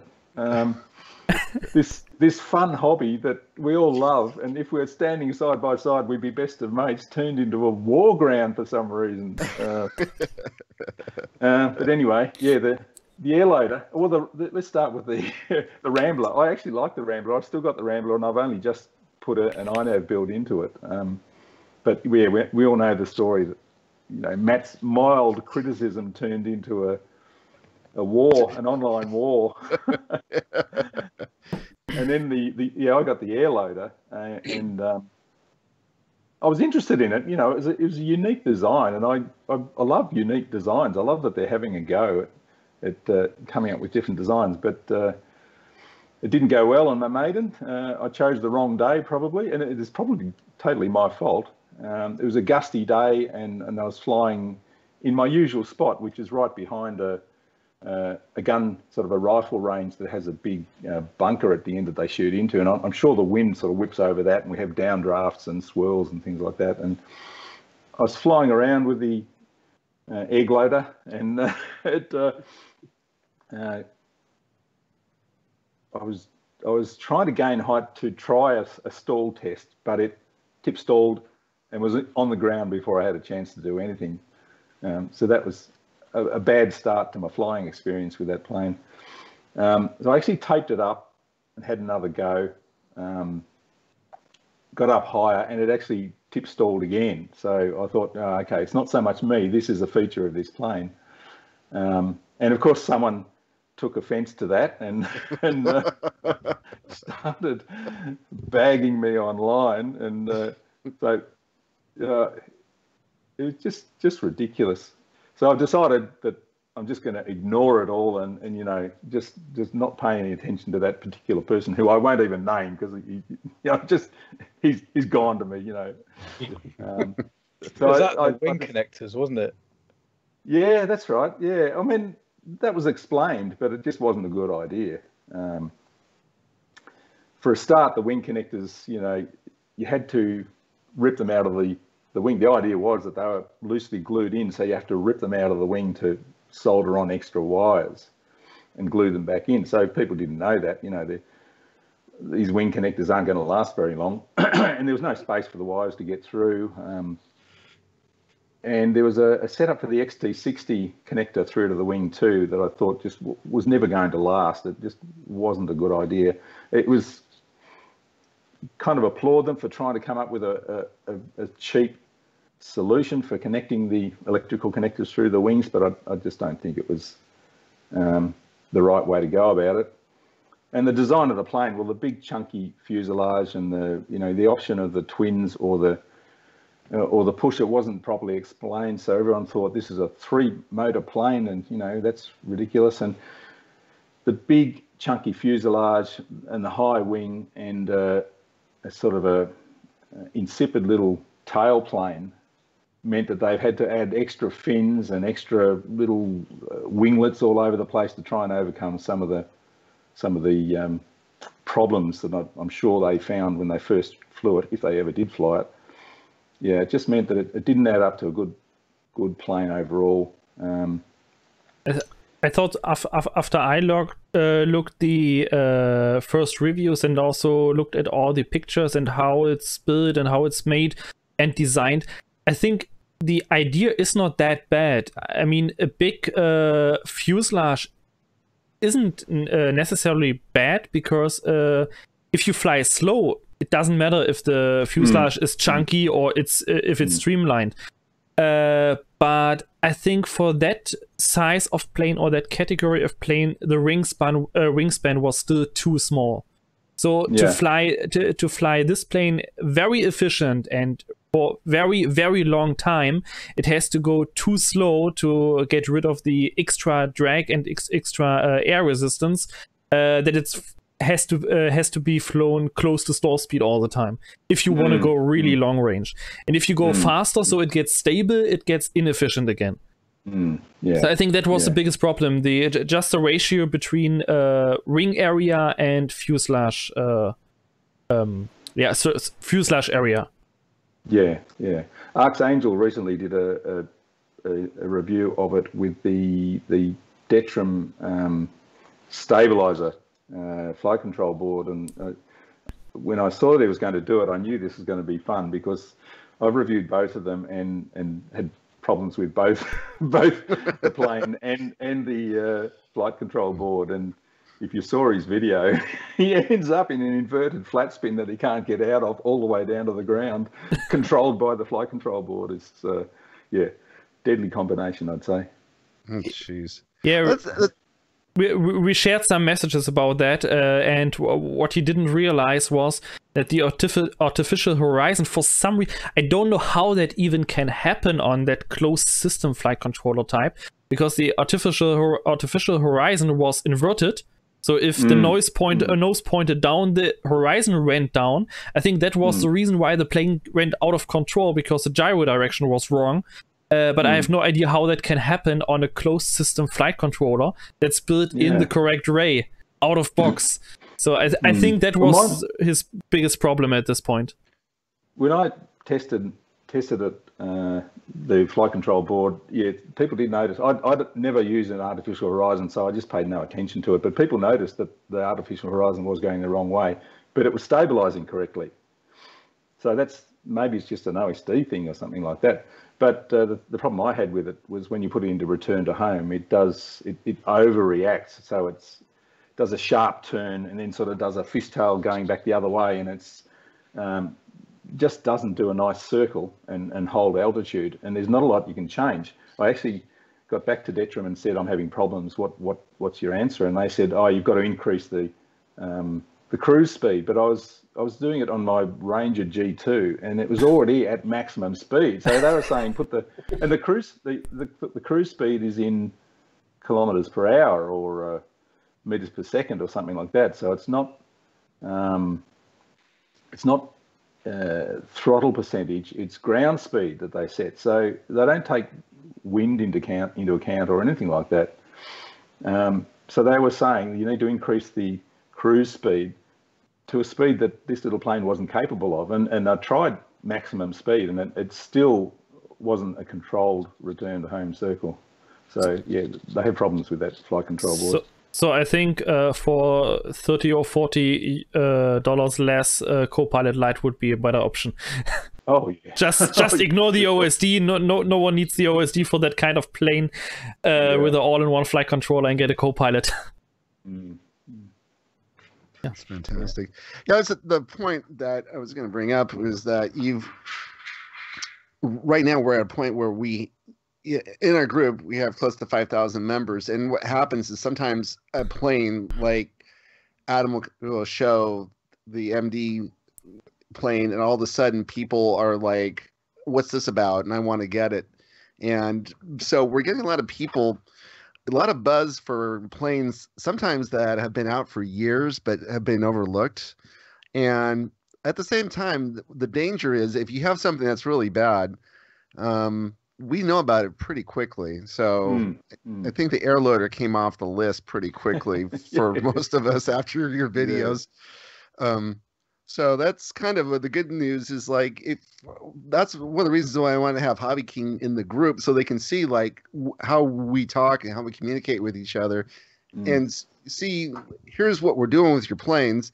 And hopefully if you're going to start making planes for us in the future, you might want to get our input before, as you know, because if it catches fire, it's gonna be a lot better for you, as opposed to making a bad design and trying to get people to promote the bad design.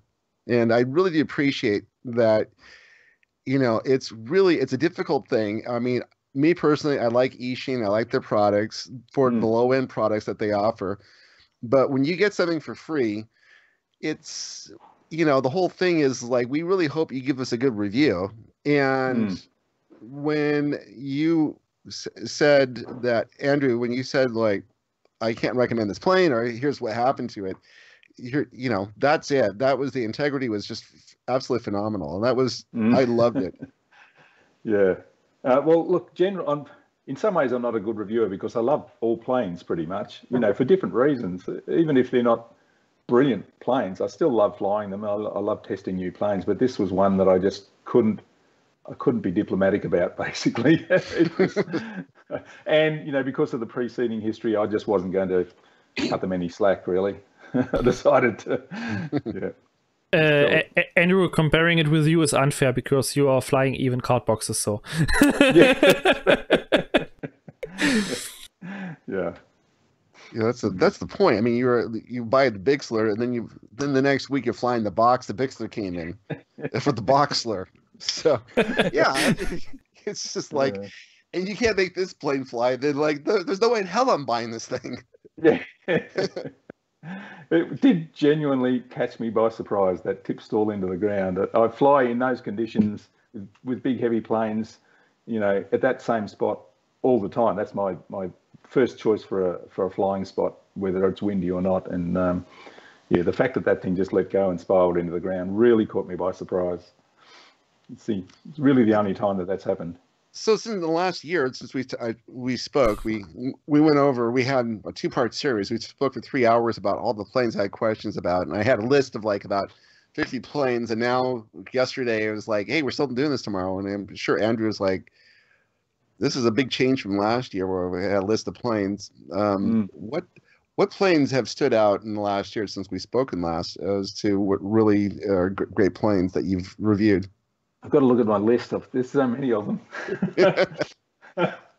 You review too many planes, Andrew. Way too many. Yeah, look, no, that's a good point. I've actually got to a point just recently where I said, I'm doing too much. So I'm not really enjoying this as much as I want to. So I've taken a step to sort of reduce the amount of reviews I do, or review products, I suppose.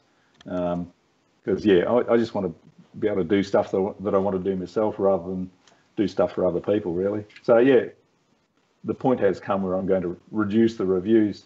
But the planes that stood out for me was during our first lockdown, I built a Mackie jet scratch build.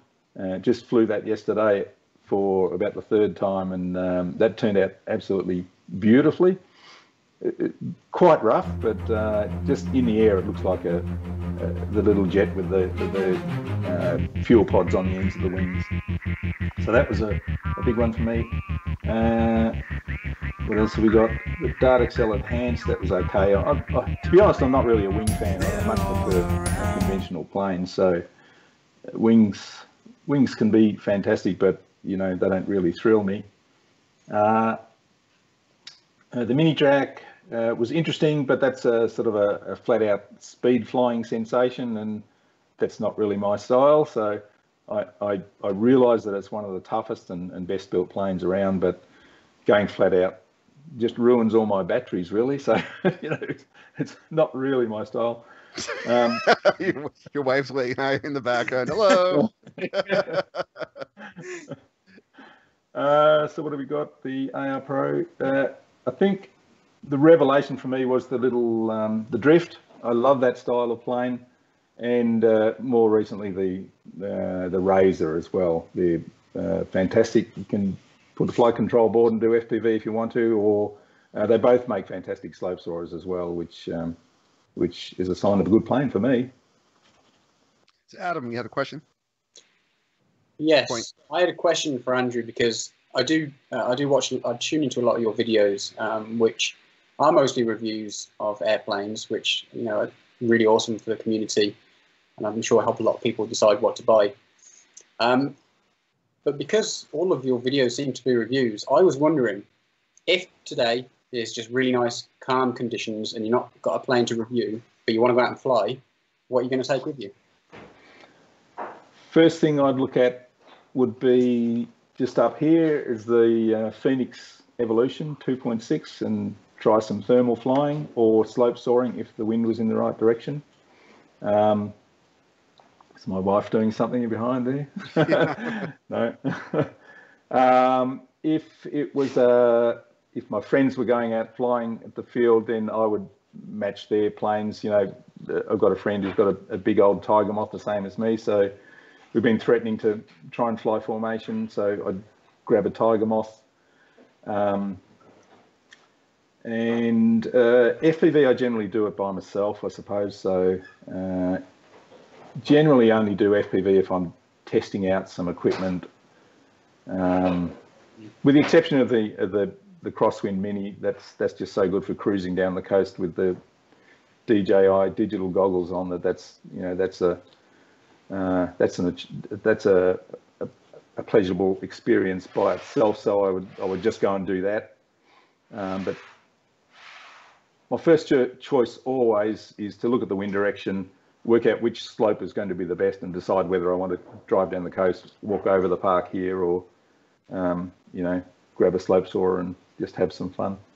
You mentioned, it sounds like you mentioned a couple times here the speed, and it sounds like you like relaxed FPV or just relaxed flying in general, where you like especially a plane where you can kind of like catch the breeze and fly around and play in the breeze. Yeah, I haven't done much fast FPV. I got a taste of it with the Goblin, and I want to do more of that. But you need gaps to shoot, and areas to blast through, that sort of stuff, or you need other people to chase for that sort of thing. I am still keen to do it, but just my flying situation, I think, slow and relaxing is what I enjoy. I'm more into gliders than anything else. And my powered flying, my preference for scale is sort of tiger moths or old planes like that, really. It's just a slow, cruisy flying experience. Yeah. Tiger moth is a biplane. That's right. That's right. Yep. Fantastic. Cool. So is there any, well, we know which one you didn't like this year, so is there any new equipment that came out that you really found to be fantastic, like noteworthy? Yeah, the big thing for me was getting a 3D printer. I've got just a basic Creality Ender 3. That was a sort of a revelation, a new hobby, a new way of building planes or parts for planes. Absolutely love learning Fusion 360 and designing components, and I just love the idea that I can grab an SD card, go down the shed, put it in the printer, walk away, and then come back an hour later, and the part you thought up in your brain is sitting there on the printer deck. That's just magic, I think. I absolutely love that. And the DJI digital goggles are a revelation, but I sort of think of that as a personal experience. It's not something that you can really share with other people. So that's just something I love for doing a bit of FPV by myself. And they're probably the big things. It's been fun playing around with Pavel's Perks 7, because I'm as you know, I'm not really into quads or multi-rotors. I have dabbled a little bit in them, but never really mastered it, I'd say. But this Perk 7 quad just flew perfectly straight out of the box, basically, with Pavel's help, with Pavel's settings and recommendations. So, yeah, that'll be it, I think. So the year-end wrap-up show, Adam, is there anything that stood out this year that really caught your attention? I can't think of any individual item. Not particularly, no. I mean, for me, this year, the item that I've really enjoyed has been definitely the Maytech wing flight controllers. They're what really got me into INAV, as I said. They're just so easy to use. They're so reliable. I've not had any problems with any of them. And it's basically, when I get a new plane now, that's what I put in it. One of those. Yeah, just out of curiosity, Mark, is there anything that you happen to know of that stood out in your mind that showed up this year? Maybe that you had an NDA for it, you couldn't talk about until this exact moment. So I have no idea what we are talking about. No, just kidding. So yeah, you mentioned it already in the announcement post in the group. And yeah, for some reason, everybody already knew about it. But yeah, I was really happy to receive this little baby here, the Beta FPV Insta360 SMO 4K. Yeah, doing HD footage, I think, especially for us YouTubers, it's very important to get good quality footage. GoPros are nice. Yeah, they are great. I flew my GoPro Hero 6 on a lot of planes already. And but on quads, it was already always a little bit too heavy. The current consumption goes up. After 2.5 minutes, the battery was empty. And I wasn't ready to spend $250 or so on a GoPro and then strip it down, put it into a naked case just to get it lighter. And then yeah, ZOHD came to me and said, "Hey, there is something new coming from Beta FPV. They asked us to find some pilots to test it, and yeah, they sent me that camera. And right now I'm doing a full review of that. I already put some video material out, and yeah, since 2 days I'm officially allowed to speak about it." Fantastic. So you like it so far, sounds like. Yeah, I like it pretty much. It has some issues everybody needs to be aware of before using it. But yeah, I think it will be a good GoPro replacement for a lot of use cases I have. But yeah, speaking of stuff from this year in general, there's a lot of stuff. I think 2 things are most exciting, and luckily I was able to combine them together. The AR Ring Pro release, because I had the possibility to test it before the launch, even before the announcement, and they also got some feedback from my side and many other pilots, as well as from Painted360, of course, who helped developing it, and the INAV 2.6 release. I think both are pretty much the highlights for me this year.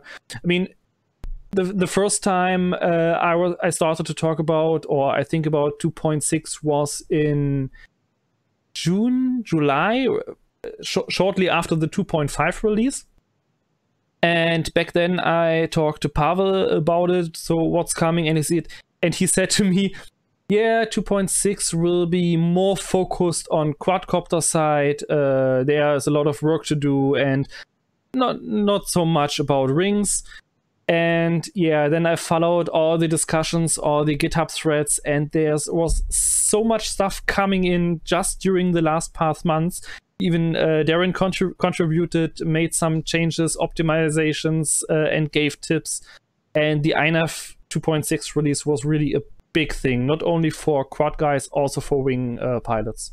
So I think that was my personal highlight this year. Fantastic. Luke, is there anything that stood out this year? You've been working a lot, so I don't know if you've had a chance to really play with anything. Yeah, I've done a lot of playing with stuff. Haven't really bought. In fact, I've only bought one pre-made plane this year, and that's the Mini AR wing. Wait, oh yeah, there you go. Which I've made some bits and pieces for, and I'm just about to get flying.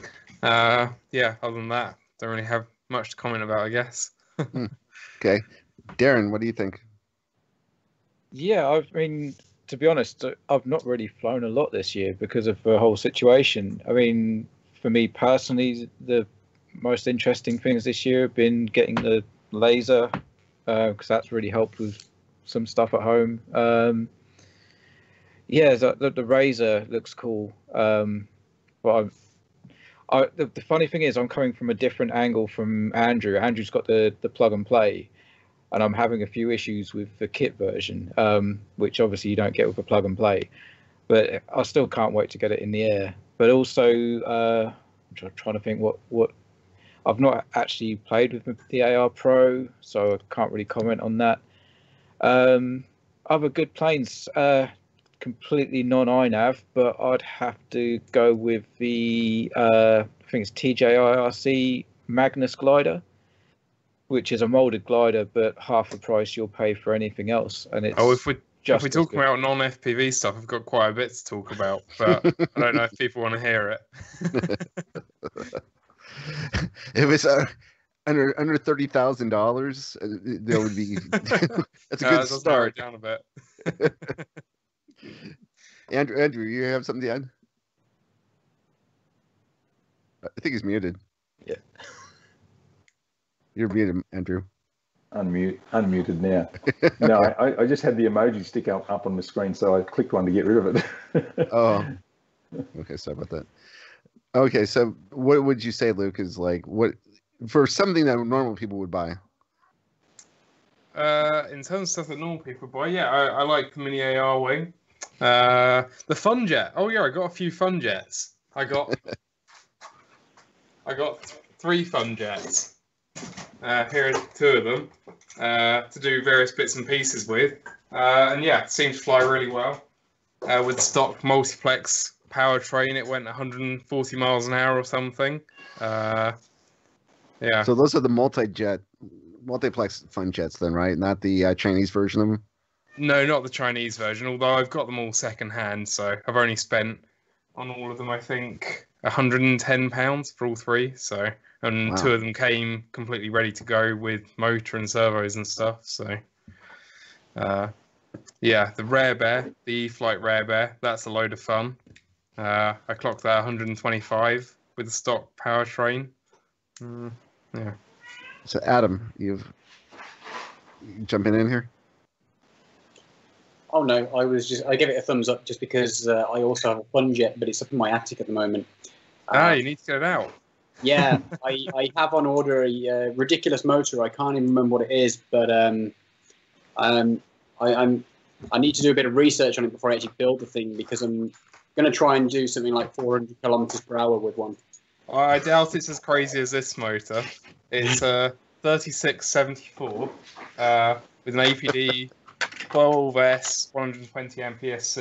I think I'm running on 12S batteries. I think mine's a 3674 as well. Oh, it is. Oh, maybe it is exactly as crazy then. Yeah. Yeah. I can't remember the track spec, but it's yeah.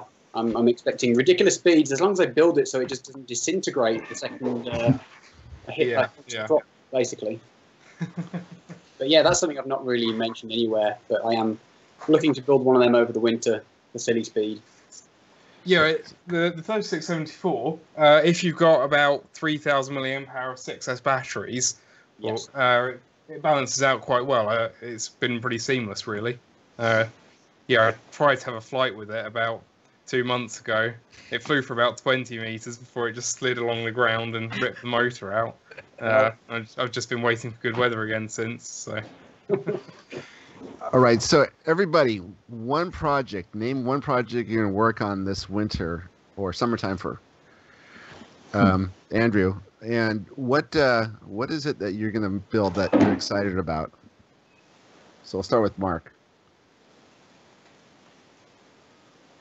Okay, I have to unmute 2 microphones all the time. So, winter projects. Oh, that's a good question because I have no big project planned for the next 1 or 2 months. But what is planned is the Sky Hunter Racing that's up here. I want to put autopilot capable flight controller in there and build a micro VTOL. That will be a very interesting project. To get a 2-axis tilt back motor in there to make the hover transition. And yeah, a few more quad builds are planned mainly. So right now I set myself a plane status freeze till maybe March or so. So I don't want to. I won't buy any new planes till March. Okay, sounds good. Adam, what do you think? What's your big project here? So projects, I've got my big Drac, which I'm still kind of finishing off building, which is that's got a big badass 700 kV motor on it. It'll be running 6S. It's got a ridiculously overpowered ESC, a badass ESC, which is 155 amp. And then there's the Fun Jet, which I don't really know exactly what I'm doing with yet. I've not looked into it enough.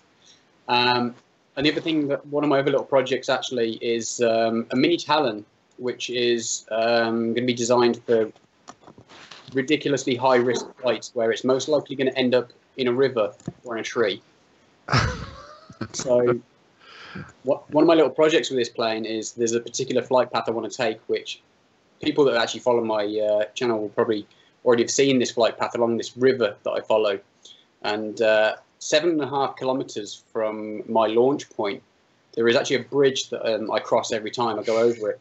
It's a very small bridge, and it's over a very fast-flowing river. And my plan is to take the mini Talon under this really small bridge, 7.5 kilometers away. So, and it really is small. Like, you could just about fit a car through the space that it's going to go through. Oh, God. Over water. And after it goes under this bridge, it's a really sharp turn to not hit any trees. So that's why I say there is a very high risk that it will end up in a tree or in the river. So want to have a little tip from my side. If you try that, set your return to home to climb first. So that's important. So if you pass under the bridge and the bridge blocks your signal, just hit the return to home and it will climb up before it turns back. My control link is not something I have any concern about whatsoever. I use Dragon Link, and it's just so reliable. I honestly don't even think about fail safes. It's just not a thing in my head. I don't even consider it. It's the video. The video is definitely the concern, and that's one of the reasons I have this ridiculously priced True RC Gatling antenna, which is going to be the one I use to try and make this pass under the bridge. Fabulous. Okay, Darren, what's your big project coming up here? Hang on. Pick one. Oh, God. Wow. There's probably a few on there that's just little finishing off bits, but there are quite a few plane projects. I've got a mini Talon that's been in the box for about 2.5 years that I would like to start on, and the Crosswind, when I get that, I'll definitely want to build. I've got a Rafax because Arthur keeps going on me to build the Rafax, which I really want to do because it does look like an awesome plane. But yeah, I've got a few projects I need to find the time for. I've also got a fun jet with a 3660, I think it's 36,000 kV motor to throw in it. So yeah, lots to keep me busy over Christmas. Not like we can fly now if I lockdown's here. Andrew, what's your big project coming up? I tend not to plan ahead very much, but head tracker on the DJI goggles is something I want to work out. I do have a standalone head tracker unit that I can just stick on the top and get that working, so that'll be fun. But products that are coming, a company called Foxtech are sending me something called an H-wing, which is half quad, half wing. VTOL sort of setup. And it's got I think it's got an Arduino based control system for ridiculous amounts of money. So I'm a bit nervous about that one. So I'll be trying to fly this VTOL H-wing mission planning contraption, I guess. It hasn't arrived yet, and they've been promising it for months, so it may never happen. I don't know whether these things are phishing scams sometimes, but I think this one's legitimate. Okay. Yeah. And if you get into trouble with that, the one person you can go to is Luke. Luke knows this kind of stuff inside and out. Excellent. Good. he's going to be our group resource for that. So Luke, phishing scams? Name anything that you want as far as your project coming up here. I know there's like a million going on all at once. Yeah, like Darren, I've got quite a few things going on. Since my housemates have moved out, I've now reclaimed the rest of the house again. So until they get back in February, I'm doing a lot of carbon fiber bagging stuff. So molded carbon fiber pieces while I've got the space to do it. I'm getting closer and closer to being able to make my own fully molded carbon fiber glider. So hopefully that'll be happening. And then just speed plane stuff. So this, it's been going on since early June when I went out with Darren and kicked it up out of that boggy marsh. Yeah, V4 is hopefully coming along soon. So it's more a propeller-driven rocket right now. Yeah, I mean, you can see the slow descent into having no wings whatsoever. It's so confusing which way to move You're it. building a rocket. Yeah, so this is running on ATES, and it's pulling about 1.2 kilowatts. And it weighs, yeah, 230 grams with everything on it. Oh, by the way, talking of speed, I have lied to you guys because one winter project is done right now. My little speed build Dart 250G, and the maiden was a little bit tricky. It's not tuned yet, but it already hits around 160 kilometers per hour, and I definitely need to change the prop. The 3x5x3 prop on here has not enough static thrust. It has the pitch speed, but not the static thrust to get faster.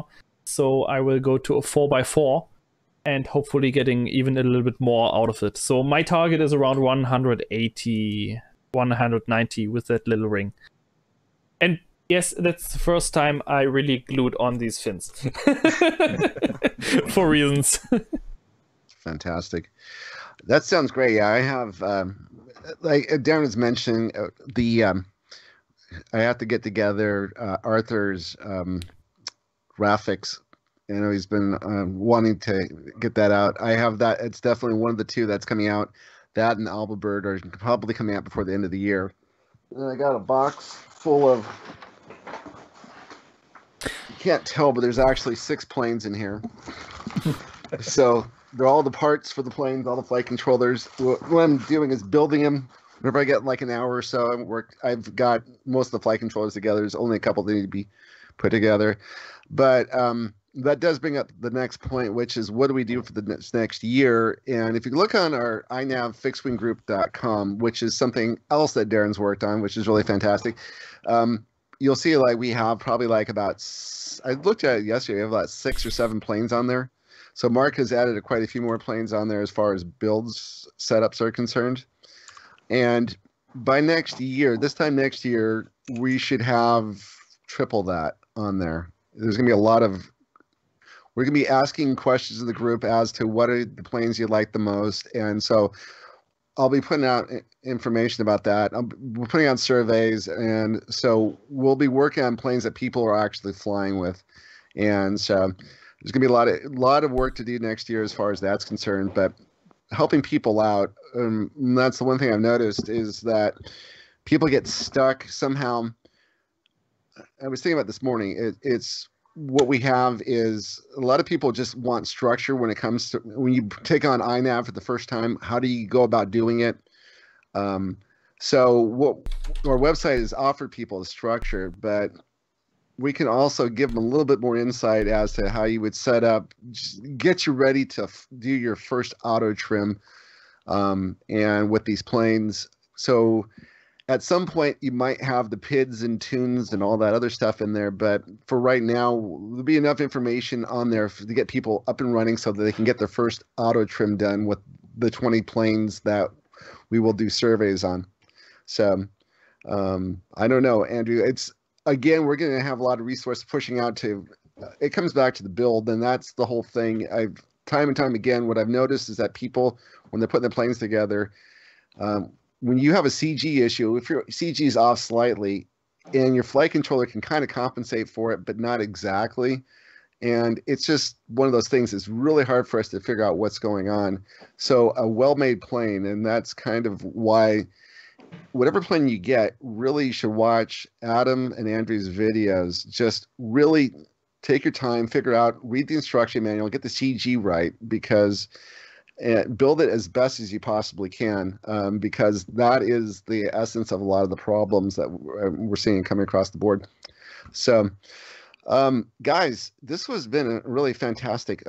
Mark has one thing. Wait, I have to unmute me here. Just one thing for Andrew before we switch off here. There was just a message in the chat. Someone in the INAV fixed-wing group is working on a head tracker module, DIY module for the DJI system. Let me. Luke Bishop is the man you should talk to. He has built one out of an Arduino with a gyro sensor, and he is programming the code for the tracker. And maybe he can help out if your module does not work as you want. Yeah, they're pretty easy to set up. It's a standalone, Turnigy one or whatever it is. I've set it up on other goggles. It's just a matter of sticking it on and doing the right programming in your transmitter. Really, it's quite simple to set up. Yeah. Thanks for the tip anyway. Fantastic. Yeah. So we will be doing this once again on the 3rd week of January. Everybody, I hope you have a great holiday season. Merry Christmas if you celebrate. Happy New Year. Guys, thank you so much. Andrew, thanks for coming back again. And my pleasure.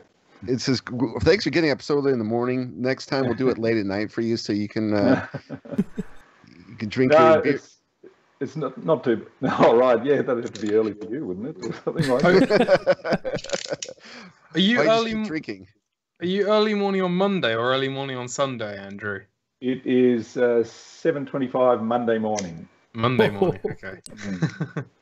No, I'm usually having breakfast at 6 o'clock in the morning anyway, so no drama for me really. It's great. We appreciate coming here, Adam. It's great talking with you. Yeah, thanks for having me. It's been fun to just chat fixed wing. There's only so much my wife and family will listen to me talk about it, so talk to people that actually care about it, What's your wife's name? She's very nice. Katie. Katie. Well, tell Katie thank you very much for sharing you tonight, and we'll look forward to seeing her in future videos and photos of you. And so fantastic. The kids are adorable. That's fantastic. And Darren, thank you so much for this OpenTX model. You've gone over and above with all the different ones. I know everyone really appreciates it and be excited to use it. If you're new to INAV, it's a gimme. You should have an OpenTX model, and you should OpenTX transmitter, and you should definitely use these model packs. And you can work yourself up to the Pro model after a while. Yeah, exactly. I mean, the whole reason it was done in the first place was with new people in mind, wasn't it? So they come new to INAV, potentially new to OpenTX too.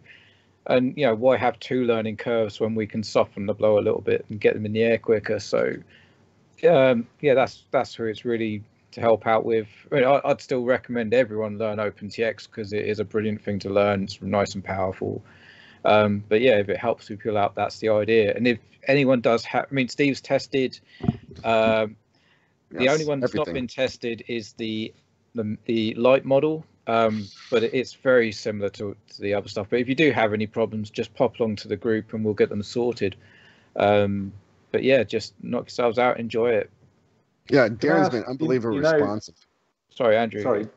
Do you know how many downloads there were for the first version? Steve did have that information. I might be able to find out. Oh, it's not important. I just thought it'd be good to know how popular it is. At least we get a good amount of posts about it in the group from different users asking questions. So I think there's a good number out there using it.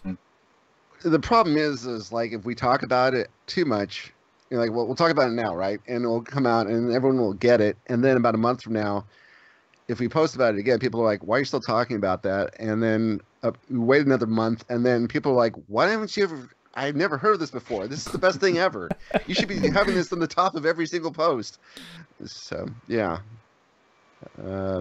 So we'll get the number as to how many people have used it, but I'd say it's probably well into 400 or 500 people. I use it all the time. It's like go-to. It's brilliant. It is definitely worth having. Luke, you have something? No, I don't think so. No, I stuck my hand up. It might have been me. Okay. I was just wondering how many new members are we getting in the group a month at the moment? Because that obviously would be one of the reasons why you're seeing these people complain, and all of a sudden people say, "Oh, I've not heard of it." Okay, so at the start of the year, we had 2,600 members, and it's January 1st, and we're ending the year with 4,800. Right now, we have 4,800 members. So, you know, geez, we've added 2,000 people in a period of 12 months, and we're pretty much on, I'd say, in an average week, we're adding about 50 people a week. So, you know, sometimes we'll peak up. It's strange. Sometimes we'll get over 100, and sometimes we'll get like weeks we'll have like 15 or 20 people sign up. So, but I mean, what I've been noticing is the quality of people who are coming in has really increased. So we've got people who are really, you know, like, yeah, I have INAV on a plane, it's working great. I want to, you know, I've been following a group, or they know what they're doing. And then we've got people who are like, I'm new to quads, coming over from quads and looking forward to trying this out. But the group is also skewing a lot younger too. So we get a lot of people who are, you know, quad guys who've crashed one too many quads and like, hey, if I crash a plane, I could glue it back together. That's my next quad, is a plane. So yeah, that's kind of how it's been working out. So we've got, yeah. And so I would say, Luke, I know you're a busy guy. Thank you so much for your support, and we're going to be working on some projects next year together, so definitely appreciate that. Yeah, looking forward to working on it. Okay, fantastic. Marc, the man, as always, this is the guy who makes everything possible. Marc is the guy who works 24/7 behind the scenes in the group. I mean, as far as answers all the questions, reads all the everything, and he knows everything there is to know about INAV, and you've been sharing it for your knowledge for the last, 18 months now. It's just been really fantastic, and so really want to thank you. I think the Facebook algorithm just hates me, because every time there's any post with a question in it, it's shown to me when I open the page. But yeah, it's a pleasure, and to see people being happy and successfully launching their first planes. It's just amazing to see. And even if they just post a DVR video and say, hey, I tuned that after Marc's guy, it's a great feeling. Yeah, that's it too. If you do something, don't get intimidated just because you see like people like beautiful videos like Adam does. Like, that's not our usual user, the group member. Our usual group members, you know, normal person like yourself. If you get something going, post about it, even if you're flying around a baseball field, you know, like, hey, this is my first time flying INAV and it's successful. I brought my plane back home. We want to hear about it. You'll get a lot of thumbs up and a lot of the attaboys and everything else like that. So, and it really helps keep us motivated to make certain that we keep putting this content out, because there's absolutely zero pay whatsoever for anything we do. Everyone here does this for, I mean, even if you get a free plane now and then, it's not worth it, the time and effort you put into putting it together. And that's the one thing I think Andrew was like been talking about, is figuring out now, is just like, it's a lot of work to put together a video about a plane. So it's not worth the $100 the plane's worth or something, right? Yeah. It basically, I want my personal time back, I guess. But it's a good thing to remember that we are all just normal idiots anyway, just that we may have sort of one little skill that, you know, Adam and I make videos, I suppose, and, you know, Darren's great with transmitters, and Marc's, you know, the INAV guru, and Luke's mad speed merchant, and, you know, we're all just normal idiots, basically, just that we have... Speak for yourself, some of us are like really, really big idiots. Luke does this for a living, and somehow he's been able to do it. The 20-year-old is the one who's been able to turn this into a career. Are you 21 yet now? No, not yet. April. So if you came over and visit, you couldn't drink at this moment. You know that, I know, right? it's crazy. How do you Americans survive? You stand out in front of the liquor store and have here. It's 18 there. You wait in front of the liquor store and have someone buy beer for you as you go in. You're not supposed to do that, but yeah. Listen, so yeah, this is great. Thank you, everybody. We've had a great year. This has been a big year for INAV. INAV 2.6 is out now. The model packs, we've got the website. This has been this would be a hard year to top next year. So thank you for all you do. Thanks to everyone who's watching. We definitely appreciate the support, and we will catch you next year. Bye, everyone. Have a great new year. Thanks. Thank you, everybody. Okay, stream offline.